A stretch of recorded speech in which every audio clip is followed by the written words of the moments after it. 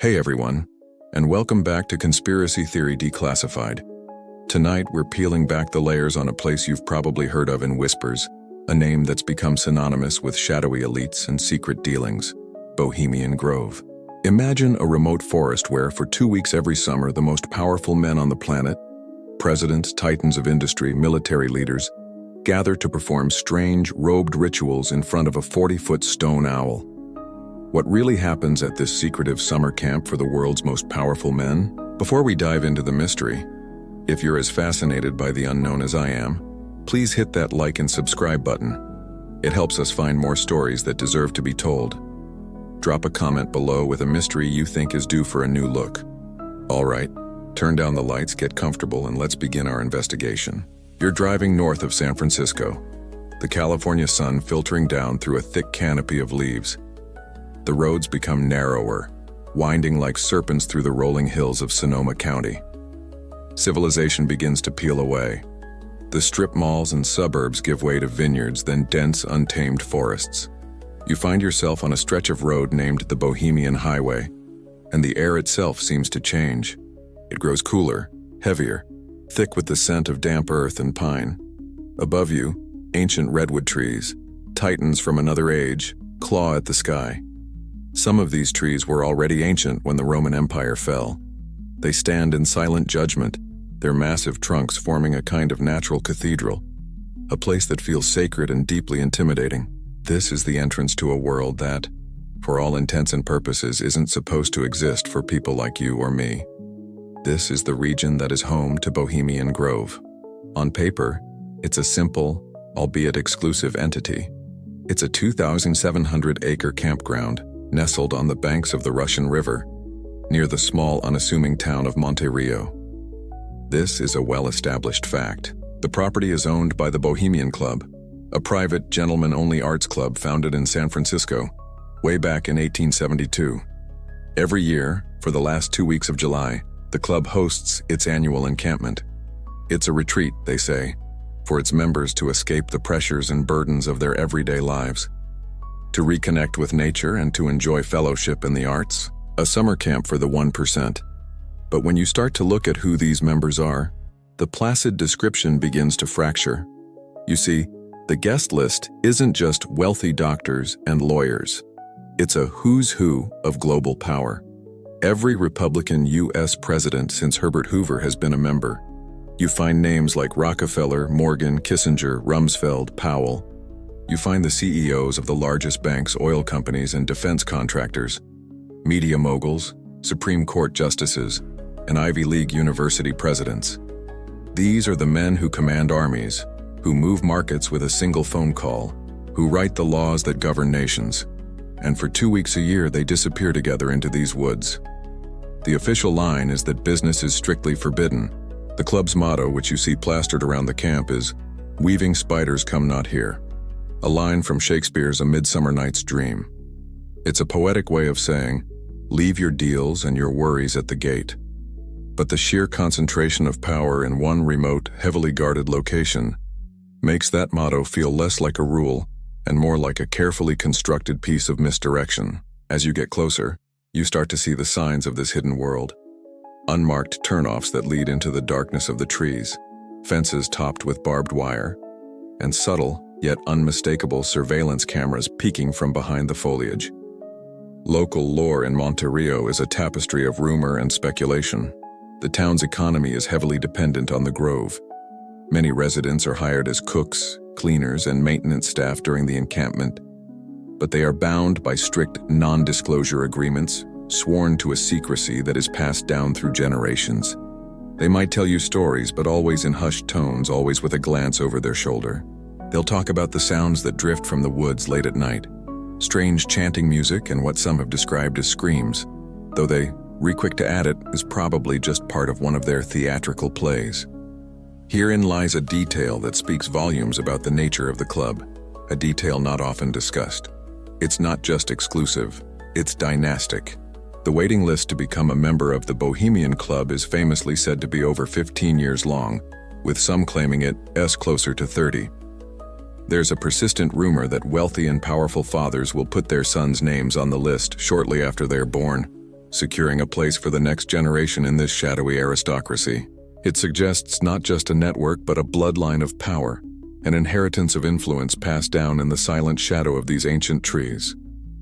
This isn't just a club you join, it's a lineage you are born into. You can feel the weight of that secrecy as you pass the unmarked entrance. There is no grand gate, no sign that says "Welcome to Bohemian Grove." There is only a simple wooden guardhouse and a heavy barrier arm, but you can sense the eyes on you. The security is professional, discreet, and absolute. They are not local sheriffs. They are private contractors, often ex-Secret Service or FBI. They patrol the perimeter constantly, with dogs, night vision goggles, and motion sensors. This level of protection seems excessive for a simple summer camp, doesn't it? It feels less like a retreat and more like a fortress. And so you're left with a profound and unsettling question before we even step foot inside its metaphorical gates. If this is all just a harmless getaway, a place for powerful men to drink, perform in plays, and relieve themselves on the redwoods as is famously rumored, why the impenetrable wall of silence? Why the need for security that rivals a military base? When the men who decide the fate of the world gather in secret to perform mock pagan rituals in the dark, can we really believe that what happens in the grove stays in the grove? That question hangs in the cool, damp air as you stand metaphorically before the gate. The barrier is more than just wood and steel. It's a symbol of a division between two worlds.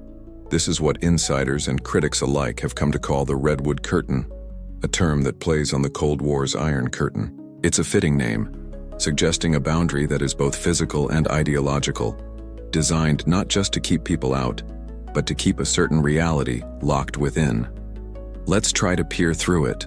First, you have to appreciate the physical dimension of this curtain. The 2,700-acre property is a natural fortress. To the north, it's bordered by the Russian River, a wide, slow-moving body of water that provides a formidable obstacle. The other sides are hemmed in by steep, densely wooded hills. The old-growth redwoods, packed so tightly together, create a wall of living timber that is nearly impossible to navigate silently. The property is a maze of dirt roads and unmarked trails, familiar only to those who belong. But nature is only the first layer. The human element is far more intimidating. You see them patrolling the perimeter, moving with a quiet professionalism that tells you they are not your average security guards. They are often recruited from the highest echelons of law enforcement and the military. Think former Secret Service, FBI hostage rescue team members, or Navy SEALs. They are equipped with a sophisticated network of surveillance technology. High-resolution cameras, some hidden in fake rocks and tree stumps, monitor the fences. There are rumors of motion sensors, thermal imaging scopes used to scan the woods at night, and even seismic sensors buried in the ground along key access routes, capable of detecting the faintest footstep. In recent years, locals have reported seeing sophisticated drones making silent, sweeping passes over the property's edge. This isn't security for a campground. This is a state-of-the-art defensive perimeter. Their mandate is absolute. No one gets in, and this isn't a theoretical threat. The club is famously litigious and prosecutes trespassers with extreme prejudice. This is a very well-established fact. In 2009, for instance, Vanity Fair contributing editor Alex Shumatoff was arrested inside the Grove. He wasn't engaged in some dramatic act of espionage. He was simply on the property. He was identified by the guards, arrested by the Sonoma County Sheriff's Department, and charged with misdemeanor trespassing. He was held overnight and faced a legal battle. This is the standard procedure.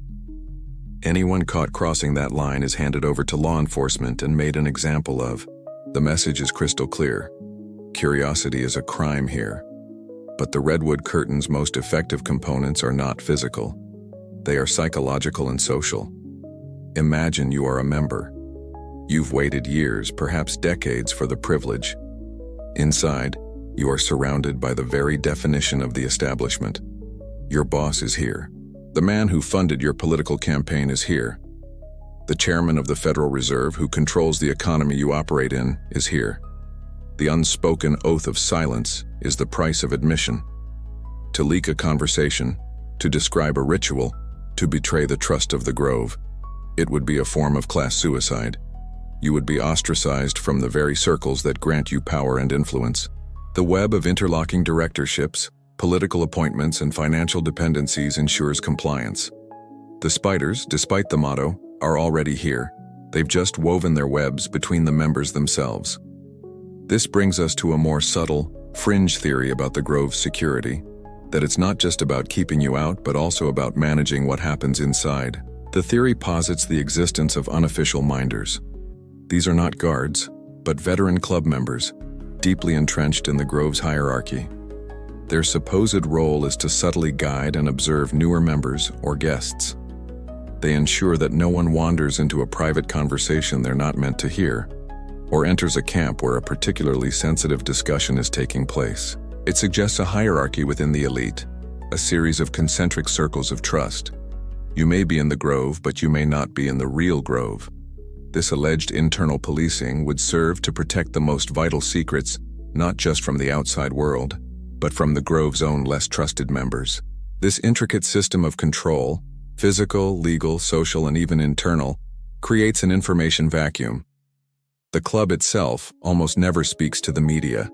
When it does, its statements are brief, dismissive, and condescending, painting any inquiry as the product of a fevered conspiratorial imagination.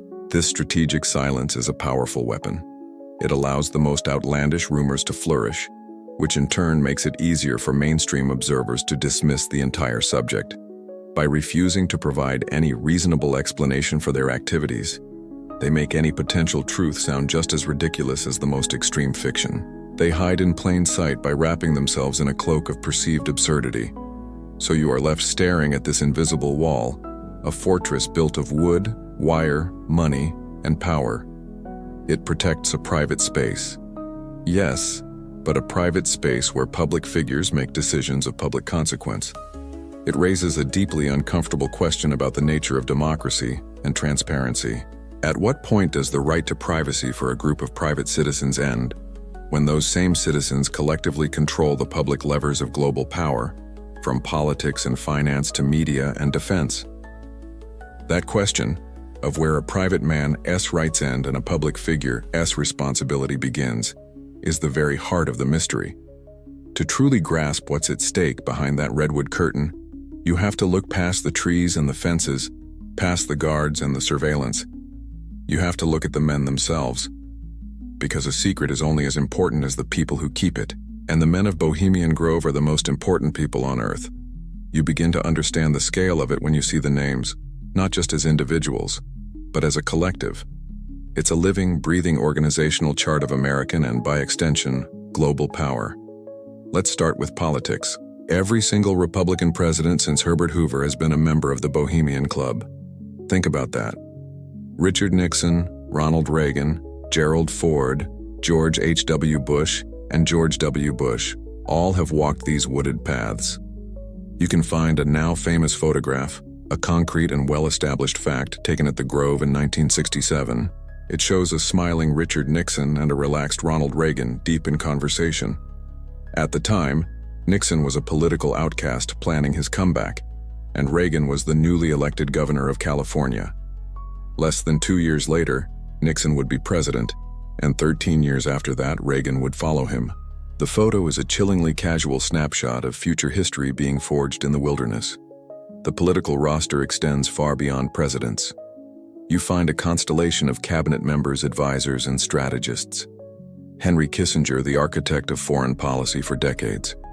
Donald Rumsfeld and Dick Cheney, who would later prosecute the wars in the Middle East. Colin Powell, former chairman of the Joint Chiefs of Staff. While the club is heavily weighted towards the Republican Party, power, not politics, is the true currency here. Prominent Democrats have been spotted as guests, drawn into the orbit of this singular nexus of influence. Then you add the layer of finance, the men who control the flow of global capital, the heads of the world's largest financial institutions, Bank of America, Wells Fargo, the former Lehman Brothers. Chairmen of the Federal Reserve have been members, the very individuals who set interest rates that affect the mortgage on your home and the price of your groceries. The names of dynastic families like Rockefeller and Morgan echo through the membership rolls, representing not just wealth, but generations of accumulated old money power that operates beyond the transient whims of politics. Now, layer on top of that the titans of industry and the military. The CEOs of the most powerful defense contractors, Lockheed Martin, Northrop Grumman, Bechtel Group, the heads of oil giants like Chevron and ExxonMobil, media barons who control the newspapers you read and the television news you watch, high-ranking generals and admirals from the Pentagon, university presidents from Stanford and the Ivy League, who shape the minds of the next generation of leaders. When you put it all together, you realize this isn't just a club. It is a shadow government, a parallel infrastructure of power, hiding in a summer camp. And all of this brings you back to their motto, "Weaving spiders, come not here." The club presents this as proof of their innocent intentions. It's a line from Shakespeare's A Midsummer Night's Dream, part of a fairy's charm to bless a sacred place and ward off dark or troublesome things. The official interpretation is that all business, all deal-making, all the worldly concerns these men represent are to be left at the gate. This is a sanctuary for art, for nature, for camaraderie. But you have to ask yourself, is that truly plausible? Can men whose entire existence is defined by the acquisition and exercise of power simply turn it off for 2 weeks? Or is the motto something else entirely? A piece of psychological cover, a shield of plausible deniability. It's an ingenious rule because it allows them to say with a straight face, "We couldn't have been conspiring." Our own motto forbids it. It preempts the accusation. The very presence of the motto is meant to disarm your suspicion. This leads to a lesser-known but critical theory about how influence actually operates at the Grove. The motto forbids weaving spiders, a phrase that implies the final act of closing a deal, of weaving the last thread. But what about all the steps that come before? What about planting an idea, forming a consensus, gauging a rival's intentions in an off-the-record setting? The theory suggests that while no contracts may be signed by the lake, the handshakes of understanding, the gentlemen's agreements, are what truly matter.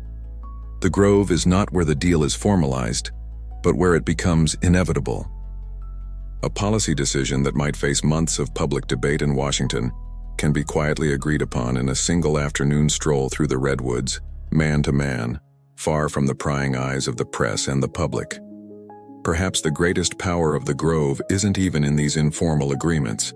It's in the creation of a shared social reality.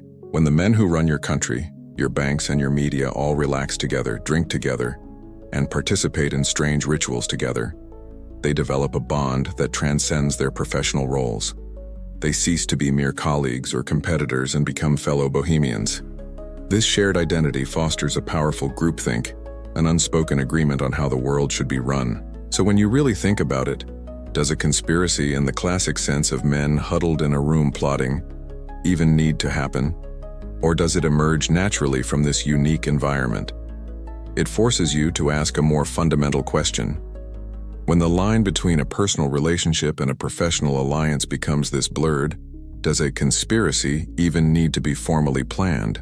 Or does it simply emerge as the natural outcome when a tiny insulated group of men all agree on what's best for the world and for themselves?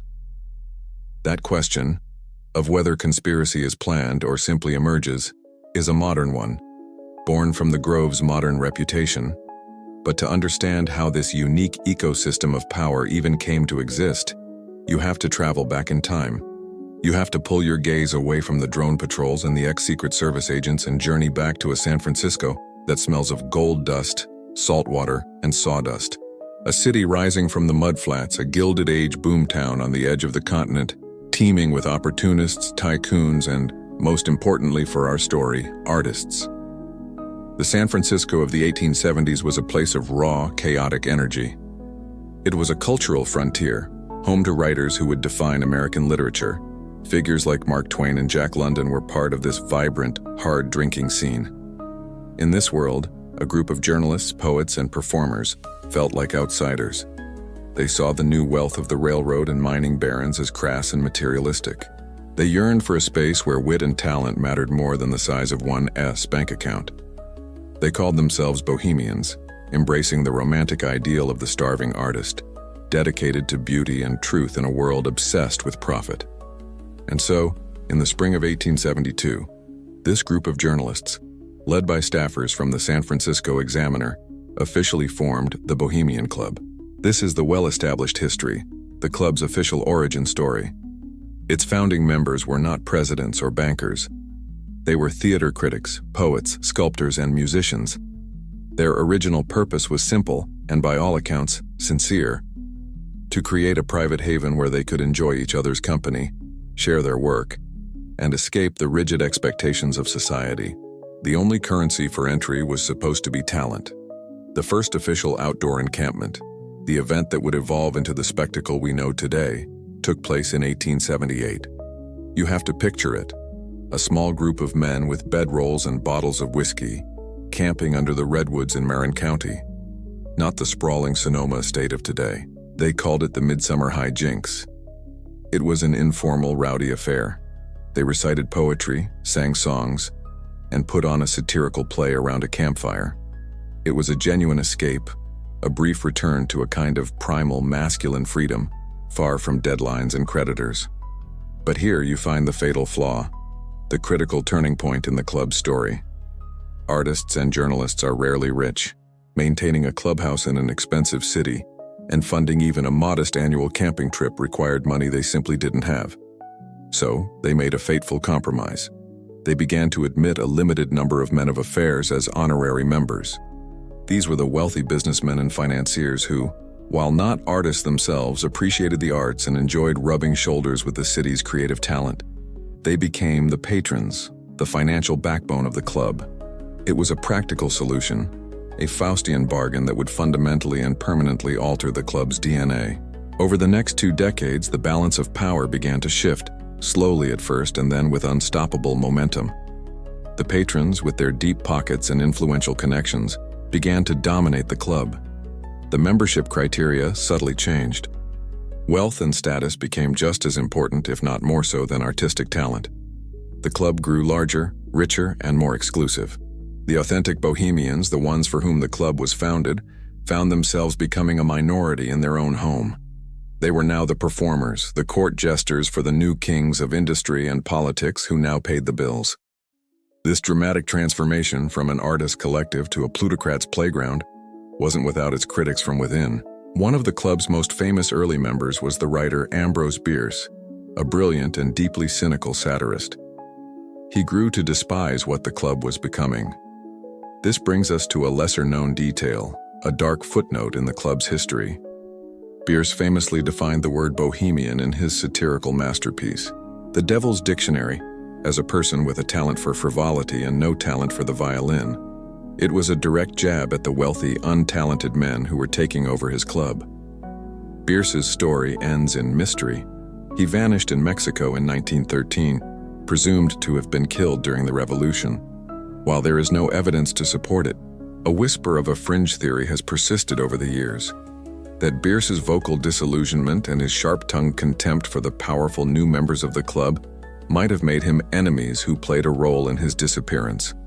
It's almost certainly fiction, but it adds a chilling layer to the story, a suggestion that the club has always had ways of dealing with inconvenient truths. By 1899, the transformation was complete.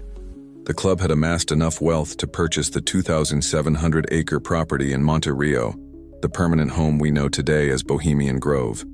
With a permanent stage, the simple campfire skits evolved into the elaborate theatrical productions they still perform. The informal rituals became codified and grand. The club that began as a rebellion against the establishment had, in less than 30 years, become its most exclusive sanctuary. This journey from a poet's campfire to a president's retreat forces you to confront a fundamental question about the nature of power itself. Is the modern Bohemian Grove a betrayal of its artistic anti-establishment origins? Or was this transformation inevitable, a natural law that states true power will always co-opt and consume any space it finds useful, no matter how pure its beginnings? Whatever the answer, whether it was a betrayal or an evolution, the physical space that power co-opted is a world unto itself. So let's push past the history and the speculation for a moment. Let's imagine you've made it through the redwood curtain. You are now walking silently and invisibly inside the gates of Bohemian Grove. The first thing you realize is that this is not a single place, but a sprawling, secret village. The air, thick with the scent of redwood and river water, also carries other sounds. The distant clinking of glasses, a faint strain of piano music drifting from a cabin, the low murmur of powerful voices engaged in conversations you will never be privy to. You are standing on a network of paved and unpaved roads that wind through the forest floor, connecting the various nerve centers of the encampment. It's not a wilderness campsite in the traditional sense. It's a meticulously designed environment. The architecture is a kind of hyper-masculine rustic chic. Everything is built from dark wood and stone, designed to look rugged and old. Yet you can sense the immense wealth it took to build and maintain it all. It's the illusion of roughing it, curated for men who never have to. The fundamental structure of the Grove, and this is a well-established fact, is its system of over 100 private camps. This is the social and hierarchical heart of the entire encampment. You see them nestled among the giant trees, each a small compound of cabins, lodges, and private bars. Each camp has a name, and these names are a strange mix of the collegiate, the literary, and the bizarre. Mandalay, Stowaway, Caveman, Lost Angels, Owl's Nest. Each one has its own distinct personality, its own history, and most importantly, its own pecking order. Your camp is your identity here. It determines where you sleep, who you drink with, and what level of conversation you're exposed to. Some camps are known for their wild, alcohol-fueled parties. Others are more sedate, known for their fine dining and classical music. And then there are the power camps. Camps like Hillbillies, for example, are legendary for their elite membership. This is where you would have found the likes of the Bush family, Herbert Hoover, and powerful corporate figures like the CEO of Bank of America. Another, Mandalay, is known as the traditional home for the titans of industry and private equity, the Rockefellers, the heads of the Bechtel Corporation. To receive an invitation for a drink at one of these elite camps is not a casual affair. It's a summons, a sign that you have been recognized by the Grove's inner circle. As you wander deeper, you begin to notice the age of the place. Some cabins look like they've been standing for over a century, their wooden beams dark and weathered. This brings us to a lesser-known and somewhat eerie fringe theory about the camps, the idea of ghost camps. The theory suggests that a few of the oldest, most remote cabins are no longer in active use. They are preserved exactly as they were decades ago, maintained as informal shrines to long-dead powerful members. Their pipes might still be in the ashtray, their books still on the shelves. It's a spooky thought that these men have created monuments to their own power, leaving parts of the Grove as carefully preserved tombs. The more conspiratorial version of this theory is that these quiet, isolated camps are still used, but for rituals or meetings so secret that even the general membership of the Grove is forbidden to approach them. Moving away from the private camps, you find your way toward the common areas, the places where the entire population gathers. You pass the Grove stage, a massive professional-grade amphitheater built into a natural hillside, with seating for nearly 2,000 people. This is where the major theatrical events are held. Not far away is the dining circle, a vast outdoor eating area where thousands of members can be served meals simultaneously under the stars. You then come to a clearing, and before you is the lake. It's an artificial body of water, serene and dark, with a small island in the middle.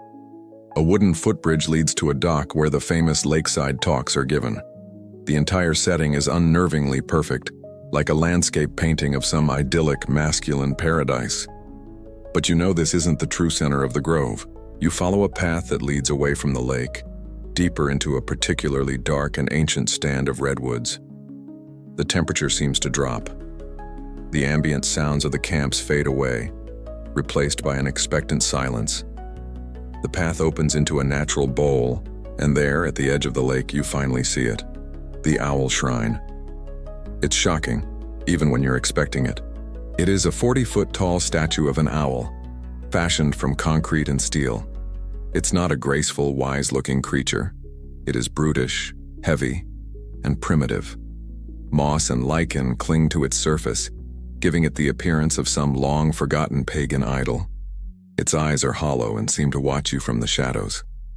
At its base is a large, dark stone that serves as an altar. You learn that this is called the altar of Bohemia.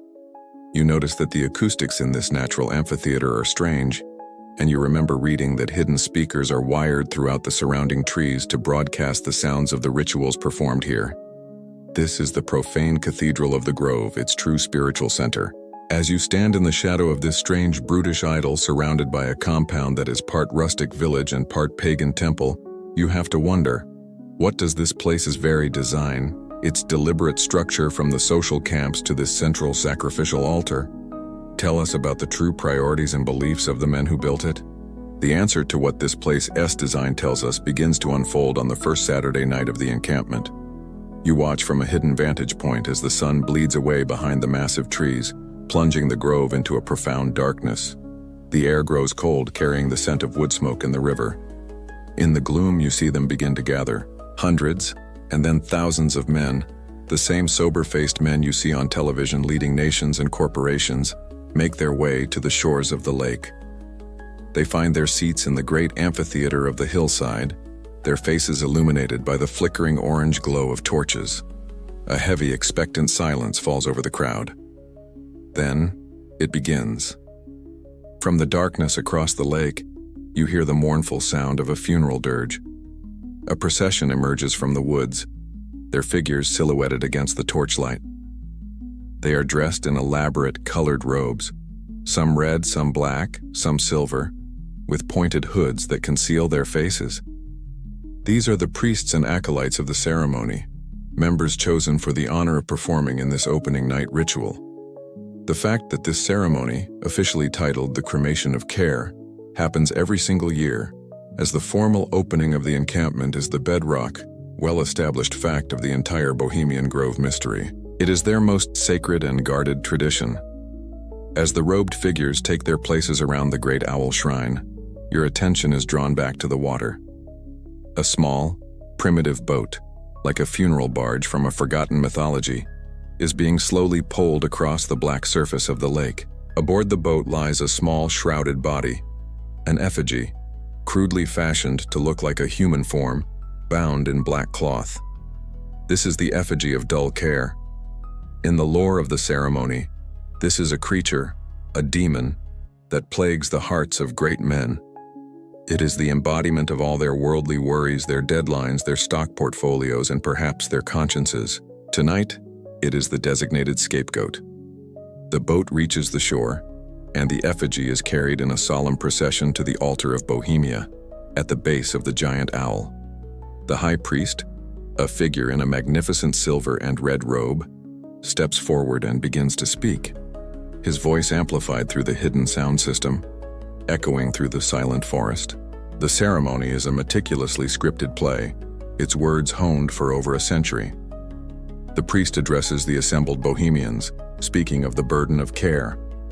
Then, an eerie, disembodied voice, representing the effigy of care itself, begs and pleads for entry into their sacred grove. The priest denies him. "O thou dull care," he intones, "thy woes and worries are not for this hallowed ground. For once great men may be children again. Therefore, O care, we command thee, begone." The effigy continues to plead, but its cries are met with derision from the other robed figures. Then, from the very top of the 40-foot statue, another voice booms out, deep and resonant. For many years, this was the recorded voice of the revered newsman and Bohemian Club member, Walter Cronkite. It is the voice of the owl itself, granting the assembled men wisdom and permission. "Let the flames mount to the sky," the owl's voice commands. As it is written, once again midsummer sets us free. With this benediction the tone shifts. The pleas of dull care are cut short. The high priest raises his arms and declares that this demon must be destroyed in the purifying flames of the grove. "Begone, dull care," he shouts. "Fire shall have thee." The acolytes bring forth torches. The music swells, becoming more dramatic, more aggressive. They set the effigy ablaze. You watch as the flames leap up into the night sky, consuming the small human-shaped form. As it burns, a series of horrifying, pre-recorded screams blast from the speakers, the death cries of dull care. The fire reflects in the hollow eyes of the great stone owl, making it look for a moment as if it is alive, a hungry god devouring a sacrifice. Now, you must consider what you are truly seeing. The official explanation is that this is a symbolic act of catharsis, of leaving one's troubles behind. But there is a lesser-known, darker interpretation. What does care truly mean to these men? It's not the worry of paying a mortgage or getting the kids to school. Could care for a CEO be the environmental damage his company causes? Could care for a general be the civilian casualties of his last military campaign? Could care for a banker be the families ruined by his financial policies? In this fringe theory, the ritual is not about forgetting your worries. It's about the ritualistic murder of your conscience. It is a powerful act of psychological absolution, freeing them from the moral consequences of their actions so they can network, plan, and bond with clear heads and untroubled hearts. As the last of the effigy burns down to embers, and the recorded screams fade into silence, the mood shatters. The solemn dirge is replaced by a triumphant orchestral march. A massive fireworks display erupts over the lake, showering the entire scene in brilliant, colored light. The thousands of men, who were silent just moments before, leap to their feet, cheering and applauding. The jinx has officially begun. Dull care is dead. As you witness this spectacle, this bizarre fusion of a corporate retreat, a druidic rite, and a college fraternity prank, you are left with a deeply unsettling question. When you watch the world's most rational and powerful men engage in a ritual that looks like a mock human sacrifice to a giant owl god, are you witnessing a harmless, elaborate fraternity prank, or are you seeing a raw, unfiltered glimpse into the psychological architecture of power itself? A belief that they are a class of men exempt from the ordinary cares and moral rules that govern the rest of us? The scene is so specific, so cinematic, it feels almost like fiction. You can picture the flames, hear the recorded screams. And for decades, that's what many people thought it was. An exaggerated fiction, a wild rumor. You realize that our detailed knowledge of these events didn't just appear out of thin air. It was painstakingly and dangerously acquired. It was pieced together over the course of a century by a handful of individuals, journalists, activists, and perhaps even spies, who risked their careers and their safety to pierce the redwood curtain and report back on what they saw. They were the first infiltrators. Long before the age of hidden cameras and the internet, getting inside the grove was a feat of old-fashioned nerve and deception. The challenge was immense. You weren't just breaking into a physical location. You were attempting to enter a closed social universe, a private kingdom whose citizens were all masters of the universe, and whose guards were trained to spot an imposter in a heartbeat. The most famous and well-documented of these early forays is a concrete, established fact of journalistic history. In 1989, a writer named Philip Weiss, working for the now-defunct but legendary Spy magazine, managed to get inside. He didn't just peek over the fence. He spent 7 days living within the encampment, posing as both a guest and a low-level employee. His resulting article, Inside Bohemian Grove, was a landmark piece of investigative reporting that dragged the club, kicking and screaming, into the public consciousness. Weiss's account was shocking, not because he uncovered a single, world-altering conspiracy, but because he painted such a vivid picture of the sheer, unadulterated strangeness of the place.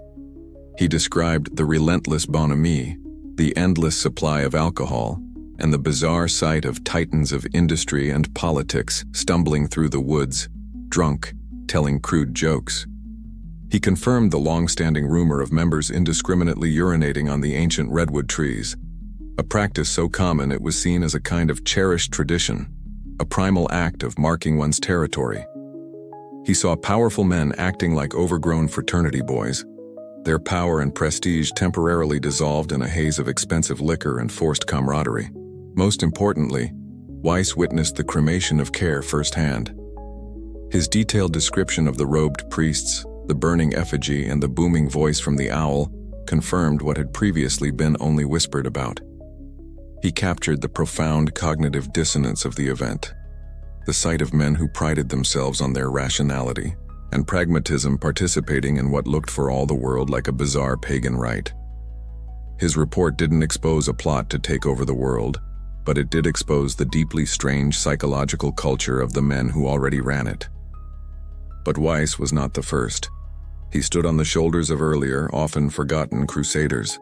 In the early 20th century, labor activists and socialist writers saw the Grove not as a place of strange rituals, but as the ultimate den of capitalist collusion. They were convinced that behind the curtain of art and fellowship, the union-busting, price-fixing, and political maneuvering that defined the era were being planned. A few attempted to spy on the proceedings, hoping to catch the robber barons in the act. Their reports were often dismissed as politically motivated propaganda, but they were the first to suggest that the Grove was more than just a party in the woods. This history of espionage leads us to a much darker and more speculative corner of the Grove's past. This is a lesser-known theory, but one that intelligence experts consider highly plausible. During the height of the Cold War, from the 1950s through the 1980s, the annual encampment would have represented one of the single greatest concentrations of American strategic assets on the planet. You had the heads of the CIA, top Pentagon generals, the scientists who designed the nuclear arsenal, and the politicians who controlled it, all in one place. It would have been an absolutely irresistible target for Soviet intelligence. The theory posits that the KGB successfully placed at least one agent, and possibly a rotating team of them, inside the Grove, not as members, but as service staff. Think of it: a waiter, a busboy, a groundskeeper, someone invisible. Their mission wouldn't be to plant a bomb or steal a document, but something far more subtle: to listen, to simply observe. Who was talking to whom? Who drank too much? Who had a weakness that could be exploited later? Who were the rising stars and who was on their way out? For the KGB, the Grove would have been a human intelligence goldmine, a living laboratory for studying the vulnerabilities of the American ruling class. There is, of course, no public proof of this, but the strategic logic is undeniable, and it adds a chilling layer of Cold War intrigue to the Grove's already thick mystique. These infiltrators, from the socialist muckraker to the magazine journalist to the hypothetical Soviet spy, each brought back a piece of the puzzle. They risked legal prosecution, public ridicule, and unknown dangers to challenge a powerful institution's right to absolute secrecy. Their combined stories force us to consider the ethics of seeking the truth. When the most powerful institutions in a society operate in total secrecy, does the act of spying, of trespassing and deception, become a necessary, even patriotic tool for journalism and public accountability? Whether you see these infiltrators as heroes, criminals, or something in between, their dispatches gave the outside world its first grainy snapshots of the Grove's bizarre culture. But the culture, you begin to suspect, is just the backdrop. The rituals and the revelry might be the glue that holds the club together, but it's not the reason these profoundly busy men return year after year. To find the substance, you have to move away from the rowdy camps and the smoking altar of the owl. You find yourself drawn back to that serene artificial lake you saw earlier, because it's here, in this deceptively calm setting, that the most consequential events at the Grove are said to take place. Imagine the scene. It's mid-morning. The Californian sun is warm, and the light dapples through the redwood canopy. Dozens, perhaps hundreds of men are gathered by the shore. They're dressed in casual clothes, slacks, polo shirts, sweaters. They sit on simple log benches and old tree stumps that have been arranged in a semicircle facing the water. There is no grand auditorium here, no fancy stage. The speaker simply stands on a small wooden dock that juts out over the lake. The atmosphere is deliberately informal, designed to feel like an intimate university lecture held outdoors. This is the setting for the daily lakeside talks. The existence of these talks is a well-established fact, something the club itself has acknowledged. They are positioned as the intellectual core of the two-week encampment. Each day, a distinguished member, or an even more distinguished guest, is invited to give a speech on a topic of national or global importance. And the list of past speakers is, as you'd expect, staggering. You would hear from cabinet secretaries, four-star generals, Nobel Prize-winning scientists, Supreme Court justices, and Federal Reserve chairmen. They come here to share their insights with their peers in an environment of absolute trust. And that trust is guaranteed by one unbreakable rule. Everything said at a lakeside talk is strictly, unequivocally, off the record. There are no journalists present. No recordings are permitted. Even taking notes is said to be forbidden. This creates a sanctuary for absolute candor. A speaker is free to test radical new ideas, to speak with brutal honesty about a political or economic reality, or to share classified information without fear of it ever appearing on the front page of the New York Times. This is a place for the unvarnished truth, as defined and understood by the men in power. The history of the Lakeside Talks is filled with legendary and, for the rest of us, deeply concerning examples. It was at a Lakeside Talk in 1967 that Richard Nixon, then considered a political has-been, laid out his vision for ending the Vietnam War. The speech was so impressive, so commanding, that many in attendance later said it was at the Grove that weekend that Nixon secured the elite backing he needed to win the presidency the following year. He didn't win it on the campaign trail. He won it on a dock in front of a few hundred of the right people. Decades later, a Secretary of Defense might use a talk to explain the real strategic thinking behind a public military doctrine, or a tech billionaire might unveil a new surveillance technology and its societal implications long before the public has any idea it exists. This brings us to a crucial theory about what these talks truly represent. It's a lesser-known idea called the policy incubation theory. It suggests that these speeches are not just educational lectures. They are, in fact, the final and most important stage of a secret policy-making process. The theory goes like this. A new, potentially controversial policy, whether it's a radical economic shift, a new foreign intervention, or a major piece of domestic legislation, is conceived and developed behind closed doors, often within elite think tanks like the Council on Foreign Relations, whose members heavily overlap with the Bohemians. After months or even years of being refined in private, the policy is ready for its debut. The Lakeside Talk is where it is unveiled, not to the public, but to the wider network of the ruling class. The speaker isn't just floating an idea. They are building the necessary consensus among the powerful men from finance, industry, and media who will be needed to implement it and sell it to the public. It's a soft launch for the people who actually matter. The talk serves as a kind of high-level briefing, giving the elite their marching orders before the rest of us even know there's a parade. You can see the evidence in the timeline. Time and again, a topic discussed in a Lakeside Talk one summer, say a new approach to trade with China, or a plan for deregulating a specific industry, emerges as a major national policy debate 12 to 18 months later, almost as if the seeds planted in the Grove have finally borne fruit in Washington. And here, the club's motto, "Weaving spiders come not here," reveals its true, cynical genius. No contracts are being signed. No deals in the strictest sense are being closed. So, technically, no business is being conducted. But these talks are about something far bigger than a single deal. They are about setting the entire agenda. They are about weaving the intellectual and ideological framework from which hundreds of future policies and deals will be cut. It is the ultimate loophole, allowing them to shape the world while claiming they're just enjoying a lecture series in the woods. This practice of private briefings for the powerful raises a profound and disturbing question for any democratic society. If the major policy initiatives that shape our world are first presented, debated, and agreed upon in a private off-the-record setting by an unelected group of elites, what role is left for public debate and the democratic process to play other than to ratify decisions that have already been made in secret? That question isn't hypothetical. The concern that a secret council could override the democratic process is not a paranoid fantasy. To find the most stark, the most consequential, and the most terrifying answer, you have to travel back in time once more. You find yourself in a different era, not the club's Bohemian founding, but a moment of profound global crisis. The year is 1942. The world is engulfed in the flames of the Second World War.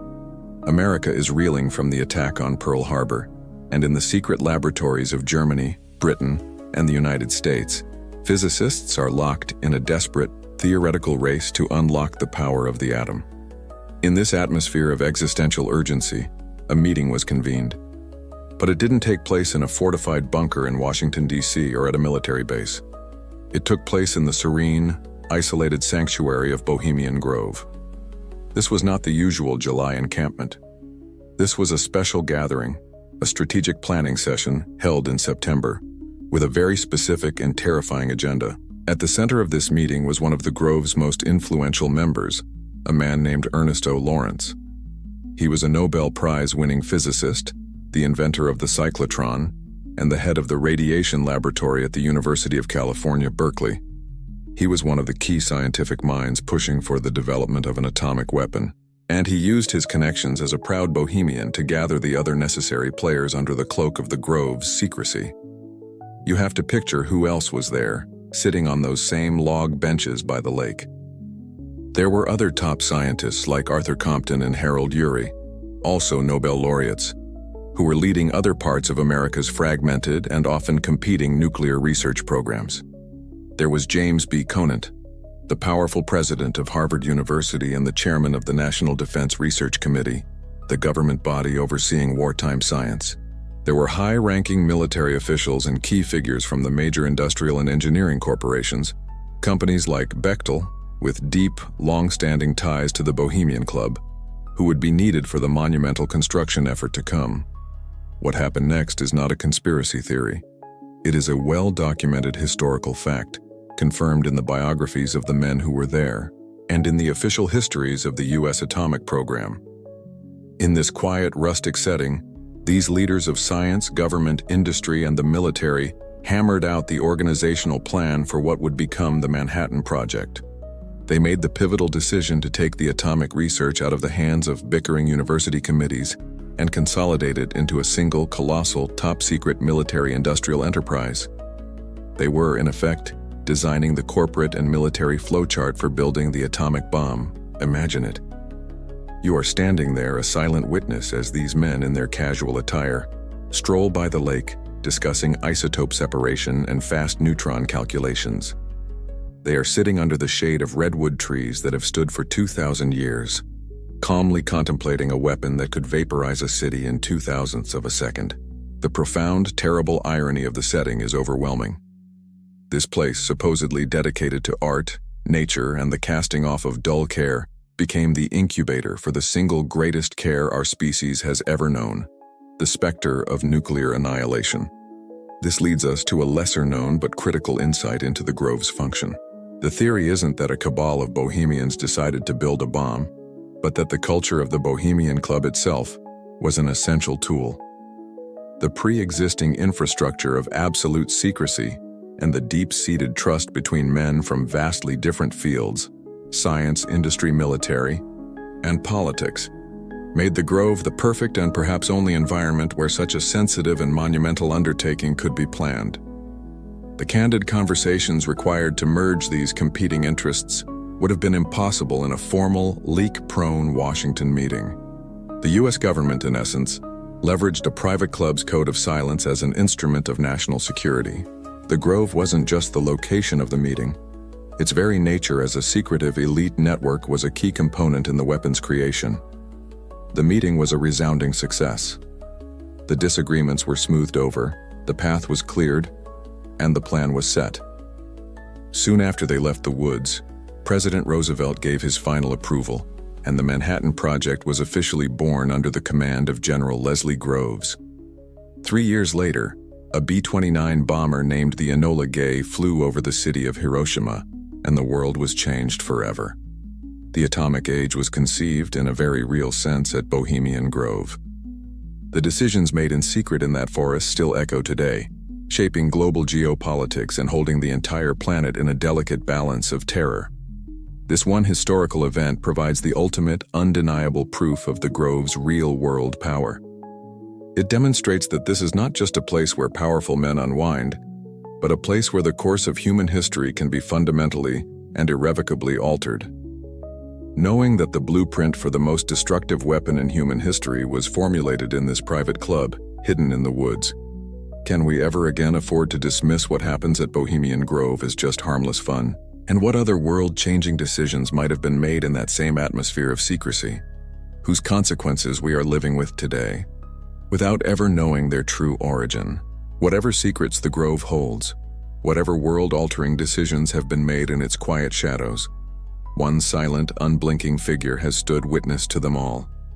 You find your gaze drawn back, inevitably, to the heart of the encampment, to the strange, hulking statue that presides over the lake and the club's most sacred rituals. You are standing again at the foot of the 40-foot owl. To understand the grove, you must first try to understand its god.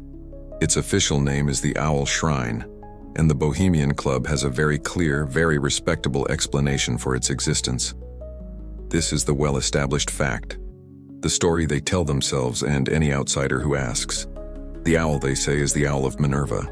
In Roman mythology, Minerva was the goddess of wisdom, commerce, the arts, and strategic warfare, a fitting patron for the men of the grove.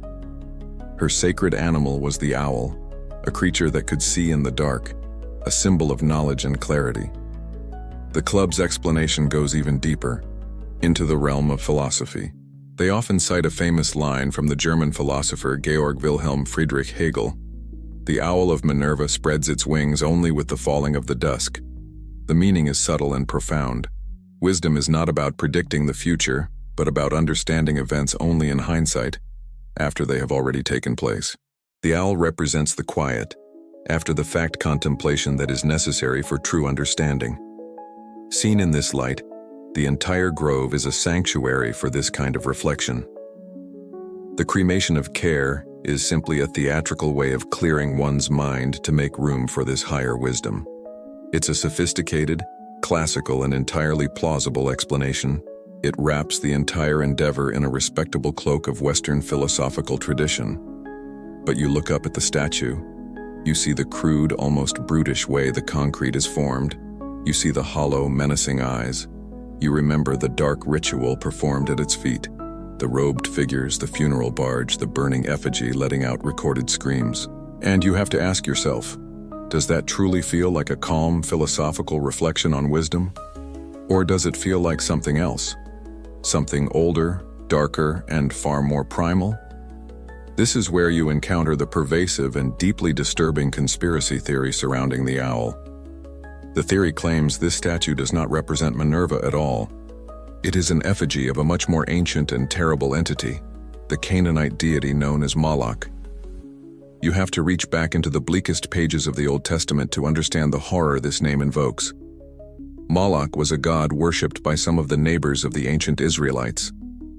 And his defining characteristic, the reason his name has remained a byword for evil for 3,000 years, is his association with child sacrifice. The scriptures describe his followers building great bronze idols with outstretched hands, lighting a fire within the statue and then passing their children through the fire as a burnt offering to the god. The proponents of the Moloch theory argue that the parallels to the Grove-A's own ritual are impossible to ignore. You have a massive pagan-like idol. You have an altar at its feet. You have robed priests. You have a ceremony that climaxes with a body, albeit an effigy, being consumed by fire as a sacrifice. They argue that the cremation of care is a sanitized modern-day reenactment of an ancient Molochite ritual.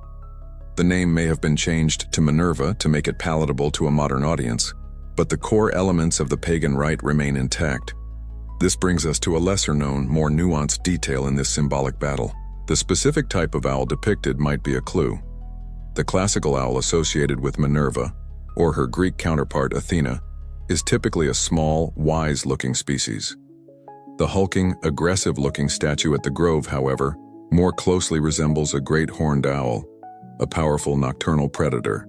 In some esoteric and occult traditions, the owl is not a symbol of serene wisdom, but a creature of the night, a messenger of secrets, a silent hunter who sees what is hidden in the darkness and is associated with magic and the underworld. A fringe theory suggests the club's founders, many of whom were well-versed in esoteric literature and Masonic symbolism, chose the owl specifically for this dual meaning. To the outside world and the uninitiated members, it is Minerva, the wise philosopher. But to the inner circle, it is a symbol of their mastery over the hidden things of the world, a predator, not a professor. So you are left with two starkly different interpretations. Is this a symbol of enlightened classical wisdom, a tribute to the arts and thoughtful reflection? Or is it a thinly veiled idol of a demon god? A place where men perform a mock sacrifice to absolve themselves of their cares in a ritual that echoes one of history's darkest forms of worship? The symbolism matters because it goes to the very heart of the club's identity. It's the difference between a group of powerful men who see themselves as the benevolent, philosophical guardians of society, and a group that sees themselves as a predatory elite entitled to engage in dark primal rituals to assert their separation from the rest of humanity. The symbol reveals the story they tell themselves about who they are. This leads you to a final, critical question about the nature of belief itself. Does it ultimately matter what the symbol officially means? Or does the power lie in the ritual itself? In other words, if thousands of the world's most powerful men perform a ritual that looks, sounds, and feels like a pagan sacrifice, at what point does their collective performance become its own form of belief, regardless of the name they give their god? For over a century, that question of belief and performance could only be debated in the abstract. It was a philosophical puzzle, built on second-hand accounts from early infiltrators and the hushed whispers of former employees. The world knew of the cremation of care, but it had never truly seen it. The ritual remained a ghost, a story. But then, at the very dawn of the new millennium, in the summer of the year 2000, everything changed. Suddenly, you are no longer relying on the words of a writer from 1989, or the speculations of historians. You can see it for yourself. This is because two men decided to attempt the impossible. One was a young, and at the time relatively obscure Austin, Texas-based radio host and filmmaker named Alex Jones. The other was his cameraman, Mike Hansen. Driven by a conviction that the Grove was a hub for a genuine global conspiracy, they planned and executed the single most famous and impactful infiltration in the club's history. Their goal was not just to get inside and observe, but to bring back proof. They intended to capture the cremation of care on video. You have to imagine the sheer audacity and the immense risk of their plan. This wasn't a matter of simply hopping a fence in the middle of the night. They had to get into the very heart of the encampment during its most sacred ceremony, surrounded by 2,000 of the world's most powerful and well-protected men, all while operating a hidden camera. One wrong move, one suspicious glance from a security guard or a member, and the entire endeavor would end, at best, in a jail cell. According to the story Jones has told countless times, their method was a high-stakes bluff. They drove to the Grove, dressed as respectable, affluent Bohemians, and simply attached themselves to a convoy of cars entering the main gate. They acted as if they belonged, waving to the guards, projecting an aura of confidence and entitlement. Astonishingly, it worked. They were waved through. Once inside, they had to navigate the sprawling, confusing grounds, trying to locate the owl shrine while avoiding suspicion. With a camera hidden in a bag, they made their way through the throng of members, a pair of ghosts in the machine, moving toward the ceremony. What they accomplished on the night of July 15, 2000, is an undisputed, well-established fact. They managed to find a position in the woods overlooking the shrine, and from this vantage point, they filmed the entire cremation of care ritual. The resulting footage, released in Jones's documentary Dark Secrets, Inside Bohemian Grove, was a bombshell. For the first time, the public could see with their own eyes what had only been described in text. The footage itself is grainy, shaky, and shot from a distance. It feels clandestine because it is, but it's all there. You see the procession of robed and hooded figures. You see the funeral barge carrying the effigy of dull care across the lake. You hear the dirge-like music and the strange scripted incantations. You see the effigy placed upon the altar, and you watch as it is set on fire, its pre-recorded screams echoing through the forest as the flames rise before the impassive stone owl. It was the ultimate confirmation. The wild rumors were true. This bizarre, pagan-esque ritual was real. The release of this footage was a watershed moment. It dragged the Bohemian Grove out of the shadows and into the nascent world of internet video. It became a viral sensation, a foundational piece of evidence for a new generation of conspiracy researchers. It was visual, visceral proof. But the story doesn't end with their escape. This is where a lesser-known detail and a more complex fringe theory comes into play. Jones has described the immediate aftermath as a period of intense paranoia and harassment. He claimed they were followed, that they received anonymous threats, and that they genuinely feared for their lives. The standard interpretation is that the club was furious and was trying to intimidate them into silence. But a more cynical theory emerged from within the conspiracy community itself. What if Jones and Hansen were allowed to succeed? This theory suggests that the Grove's leadership, knowing that a major exposé was inevitable in the modern media age, opted for a strategy of controlled demolition. They allowed a low-quality, sensationalist video to be captured by a controversial, fringe figure. Why? Because the messenger would ultimately discredit the message. It would be forever known as the Alex Jones video. This would frame the entire subject within the world of radical conspiracy theory, making it radioactive for any serious, mainstream journalistic outlet to touch. In this version of events, Jones wasn't a heroic infiltrator.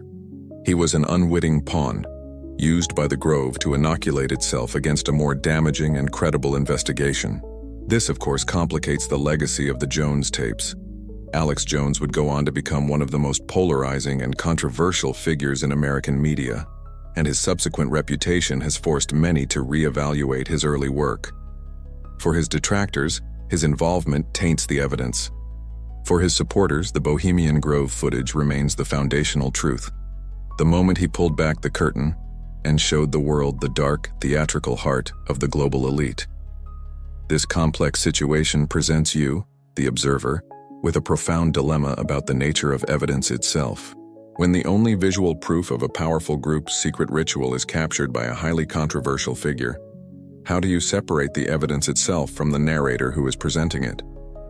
Can a fact be trusted, even when you fundamentally distrust the person who revealed it? The only way to answer that question, to separate the fact from the narrator, is to do what both ardent critics and devoted believers often fail to do. Set aside the messenger for a moment and focus entirely on the message. You have to analyze the footage itself, not as a piece of propaganda, but as a piece of evidence. Imagine you are sitting in a dark, quiet room. You press play on the Jones tapes. The first thing that strikes you is the quality of the image. It is exactly what you would expect from a hidden camera in the year 2000. The footage is grainy, the resolution is low, and the darkness of the forest is thick and oppressive. The camera is often unsteady, peeking through leaves and branches, creating a claustrophobic, voyeuristic feeling. You are not watching a documentary. You feel like you are a spy, hidden in the bushes, holding your breath. This raw, unpolished aesthetic, born of necessity, gives the footage a terrifying immediacy that a high-definition professional crew never could. As the ceremony begins, you see the first clear figures emerge from the gloom. They are the robed priests.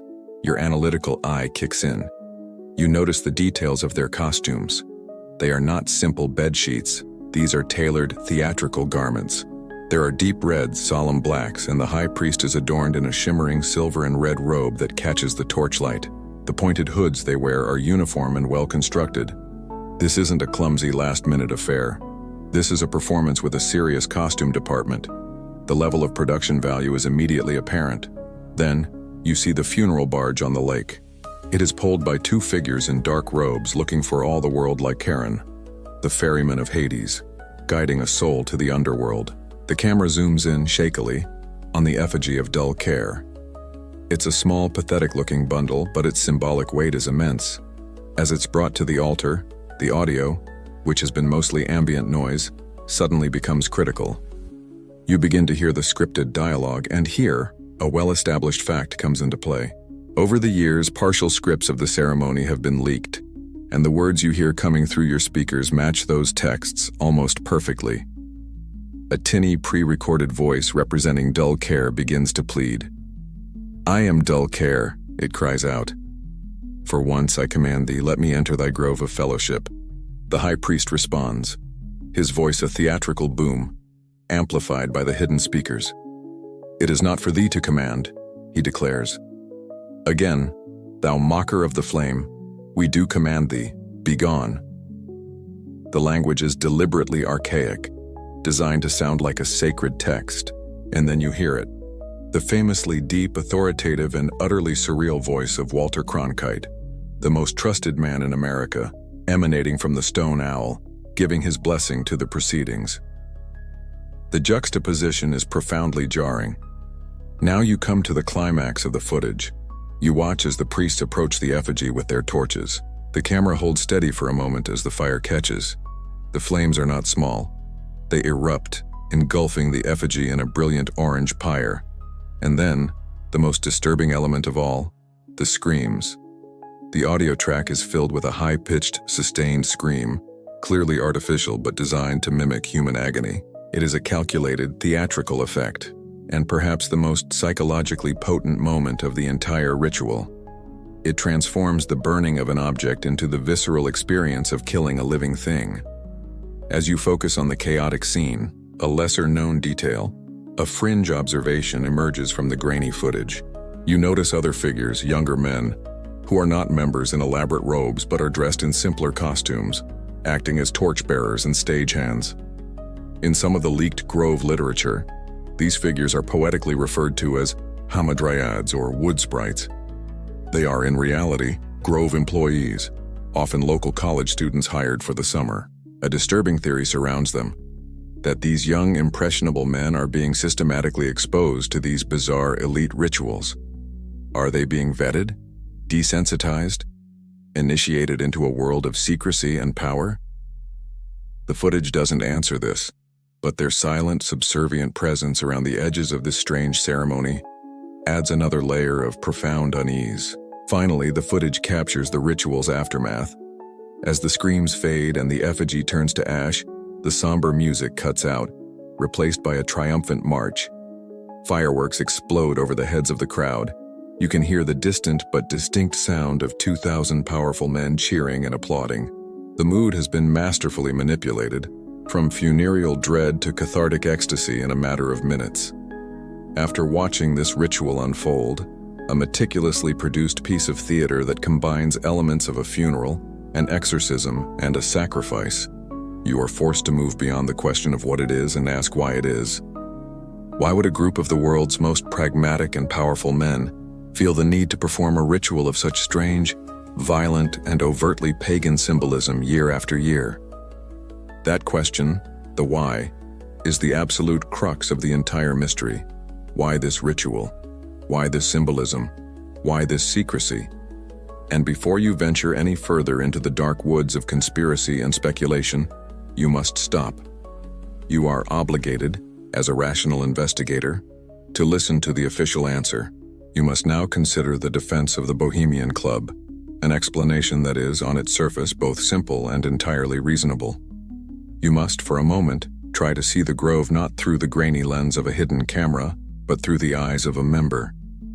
From their perspective, the paranoia and the sinister interpretations are the result of a profound misunderstanding. The cremation of care, they will tell you, is not a ritual. It is a play. It's a piece of traditional amateur theater and nothing more. You have to remember the club's origins. It was founded by writers, actors, and musicians. The annual encampment, the Midsummer Hijinks, has always been built around artistic performances. The cremation of care is simply the most famous and long-standing of these Grove plays. It has a script, a cast of characters, costumes, and a musical score. It is drama, not devil worship. This explanation is rooted in a well-established historical fact. The very first cremation of care was staged in 1881. It was conceived by a member named James F. Bowman as a theatrical opening for the Jinks. The original script was more comedic, a satirical send-up of a Christian burial service, designed to get a laugh from the assembled artists and writers. It was an inside joke.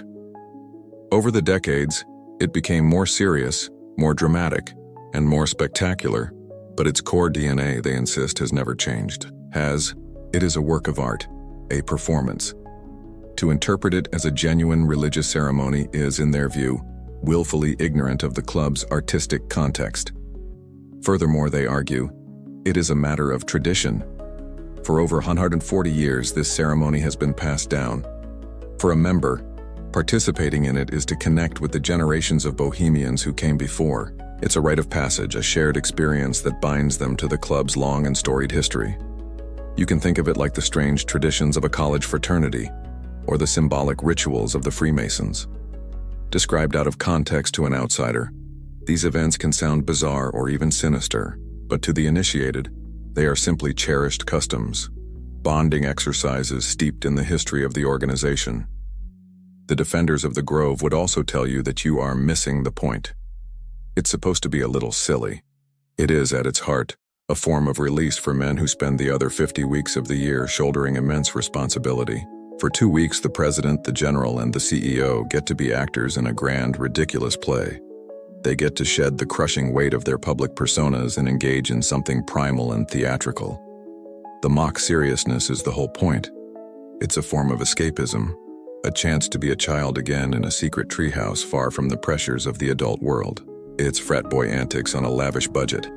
This leads to a more sophisticated, lesser-known theory that builds upon the official explanation. It suggests the ceremony is a deliberately engineered form of elite bonding through shared absurdity. Think of it this way. What could possibly form a stronger bond between a group of powerful, competitive men than sharing an experience that is utterly incomprehensible to the outside world? By collectively participating in something so objectively strange, they create a powerful, shared secret. It strips them of their external status. In that moment, they are not rivals from different companies or political parties. They are all simply fellow Bohemians watching a body burn. The very absurdity of the ritual makes it a fantastically effective tool for creating group cohesion. So in this view, it's not just harmless fun. It's a sophisticated, if unconscious, form of social engineering. And what about the intense, obsessive secrecy? The club's defense is simple. The secrecy is not there to hide a global conspiracy. It's there to protect the magic of the experience. They argue that if cameras were allowed, if reporters were present, the men could not truly relax. They would always be on, performing for the public. The catharsis would be impossible. The entire purpose of the retreat, to escape the world, would be destroyed if the world were allowed in to watch. The redwood curtain exists to preserve a sacred private space, not to conceal a shadow government. You must admit, this entire narrative is coherent and plausible. It takes all the strange and disparate facts, the owl, the robes, the secrecy, and weaves them into a non-threatening story about tradition, art, and male bonding. For most of the world, this explanation is, and should be, enough. But if you accept this explanation, if you agree that it's all just a century-old elaborate college play for powerful men, then you are immediately faced with a different kind of disturbing question. What does it say about the judgment and character of the men who lead our world that their preferred method of blowing off steam is a mock human sacrifice, and that they guard this bizarre theatrical production with the same level of secrecy as they would a matter of national security? That question, what it says about the character of our leaders, hangs in the air, and it assumes the official sanitized story is true. But now, you must be prepared to leave the well-lit path of documented facts and plausible explanations. We are about to follow the whispers into the darkest, most tangled parts of the forest, into the realm of the most extreme, the most disturbing, and the almost entirely unsubstantiated theories about what really happens at Bohemian Grove. A word of caution is necessary here. We are now entering the territory of pure speculation, the landscape of our collective deepest fears about power. Let's begin with the single most horrifying allegation, the theory that takes the known ritual of the cremation of care and pushes it into the realm of unimaginable evil. The theory is this: the burning effigy of dull care is not always an effigy.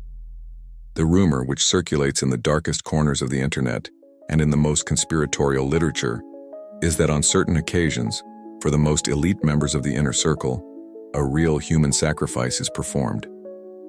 The alleged victim in these narratives is always a transient, someone society has already forgotten, a homeless person lured from the streets of San Francisco, a prostitute, a runaway teenager, someone whose disappearance would go unnoticed, someone without a family to ask questions. The supposed motive is the oldest and darkest in human history, a blood sacrifice to a dark god, Moloch in this telling, in exchange for continued power, wealth, and control over the world's affairs. It is presented as the ultimate initiation, the final, binding secret that guarantees the absolute loyalty of the Grove's innermost circle. To have participated in such an act would make you irrevocably part of the cabal. You must understand there is not a single shred of credible evidence to support this claim. No bodies have ever been found. No credible witnesses have ever come forward. No deathbed confessions have ever been recorded. It exists only as a rumor, the most extreme possible interpretation of the available symbolism, and yet the rumor persists, partly because the remote, guarded nature of the grove makes it impossible to definitively disprove. The secrecy that protects the members' harmless fun also provides the perfect cover for our most terrifying suspicions. The soil for such dark speculation is made fertile by the fact that terrible things really do happen in remote places. To ground this fear in a grim reality, you only have to look at the police files of Sonoma County itself. It's a well-established fact, for example, that in the 1970s, a number of young female hitchhikers disappeared or were found murdered along the isolated highways of the county, part of a string of unsolved crimes known as the Santa Rosa hitchhiker murders. While there is absolutely no evidence linking these tragedies to the Grove, these real-life horrors create an atmosphere where the darkest speculations can feel unnervingly plausible. They are a stark reminder that the woods can, and do, hide real monsters.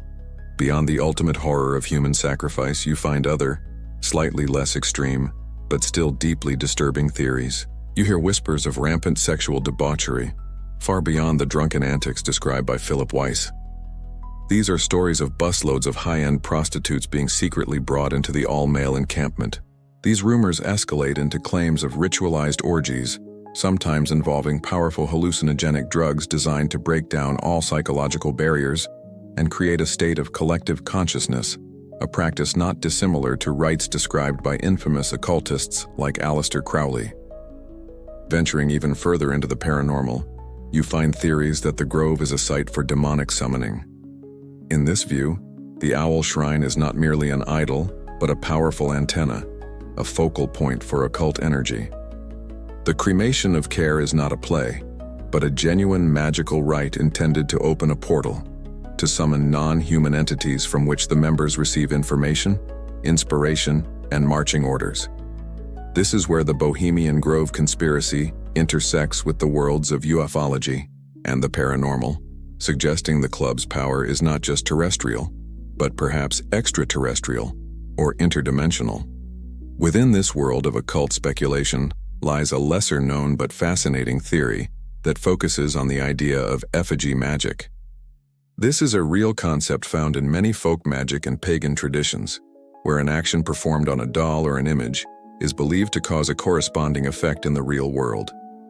The theory suggests the cremation of care is a massive, coordinated act of black magic.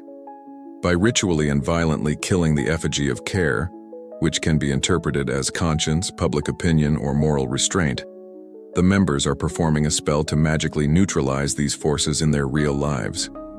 It is a way of ensuring their schemes and policies will not be hindered by the cares that limit ordinary people. It is sinister, not because of physical violence, but because it implies a deliberate, conscious use of occult principles to gain power over the rest of society. After exploring these terrifying, unsubstantiated rumors, we are left with a critical challenge. How do we differentiate between a healthy skepticism of power and a descent into a paranoid fantasy?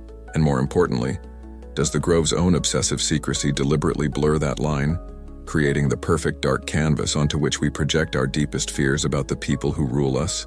That is a vital question.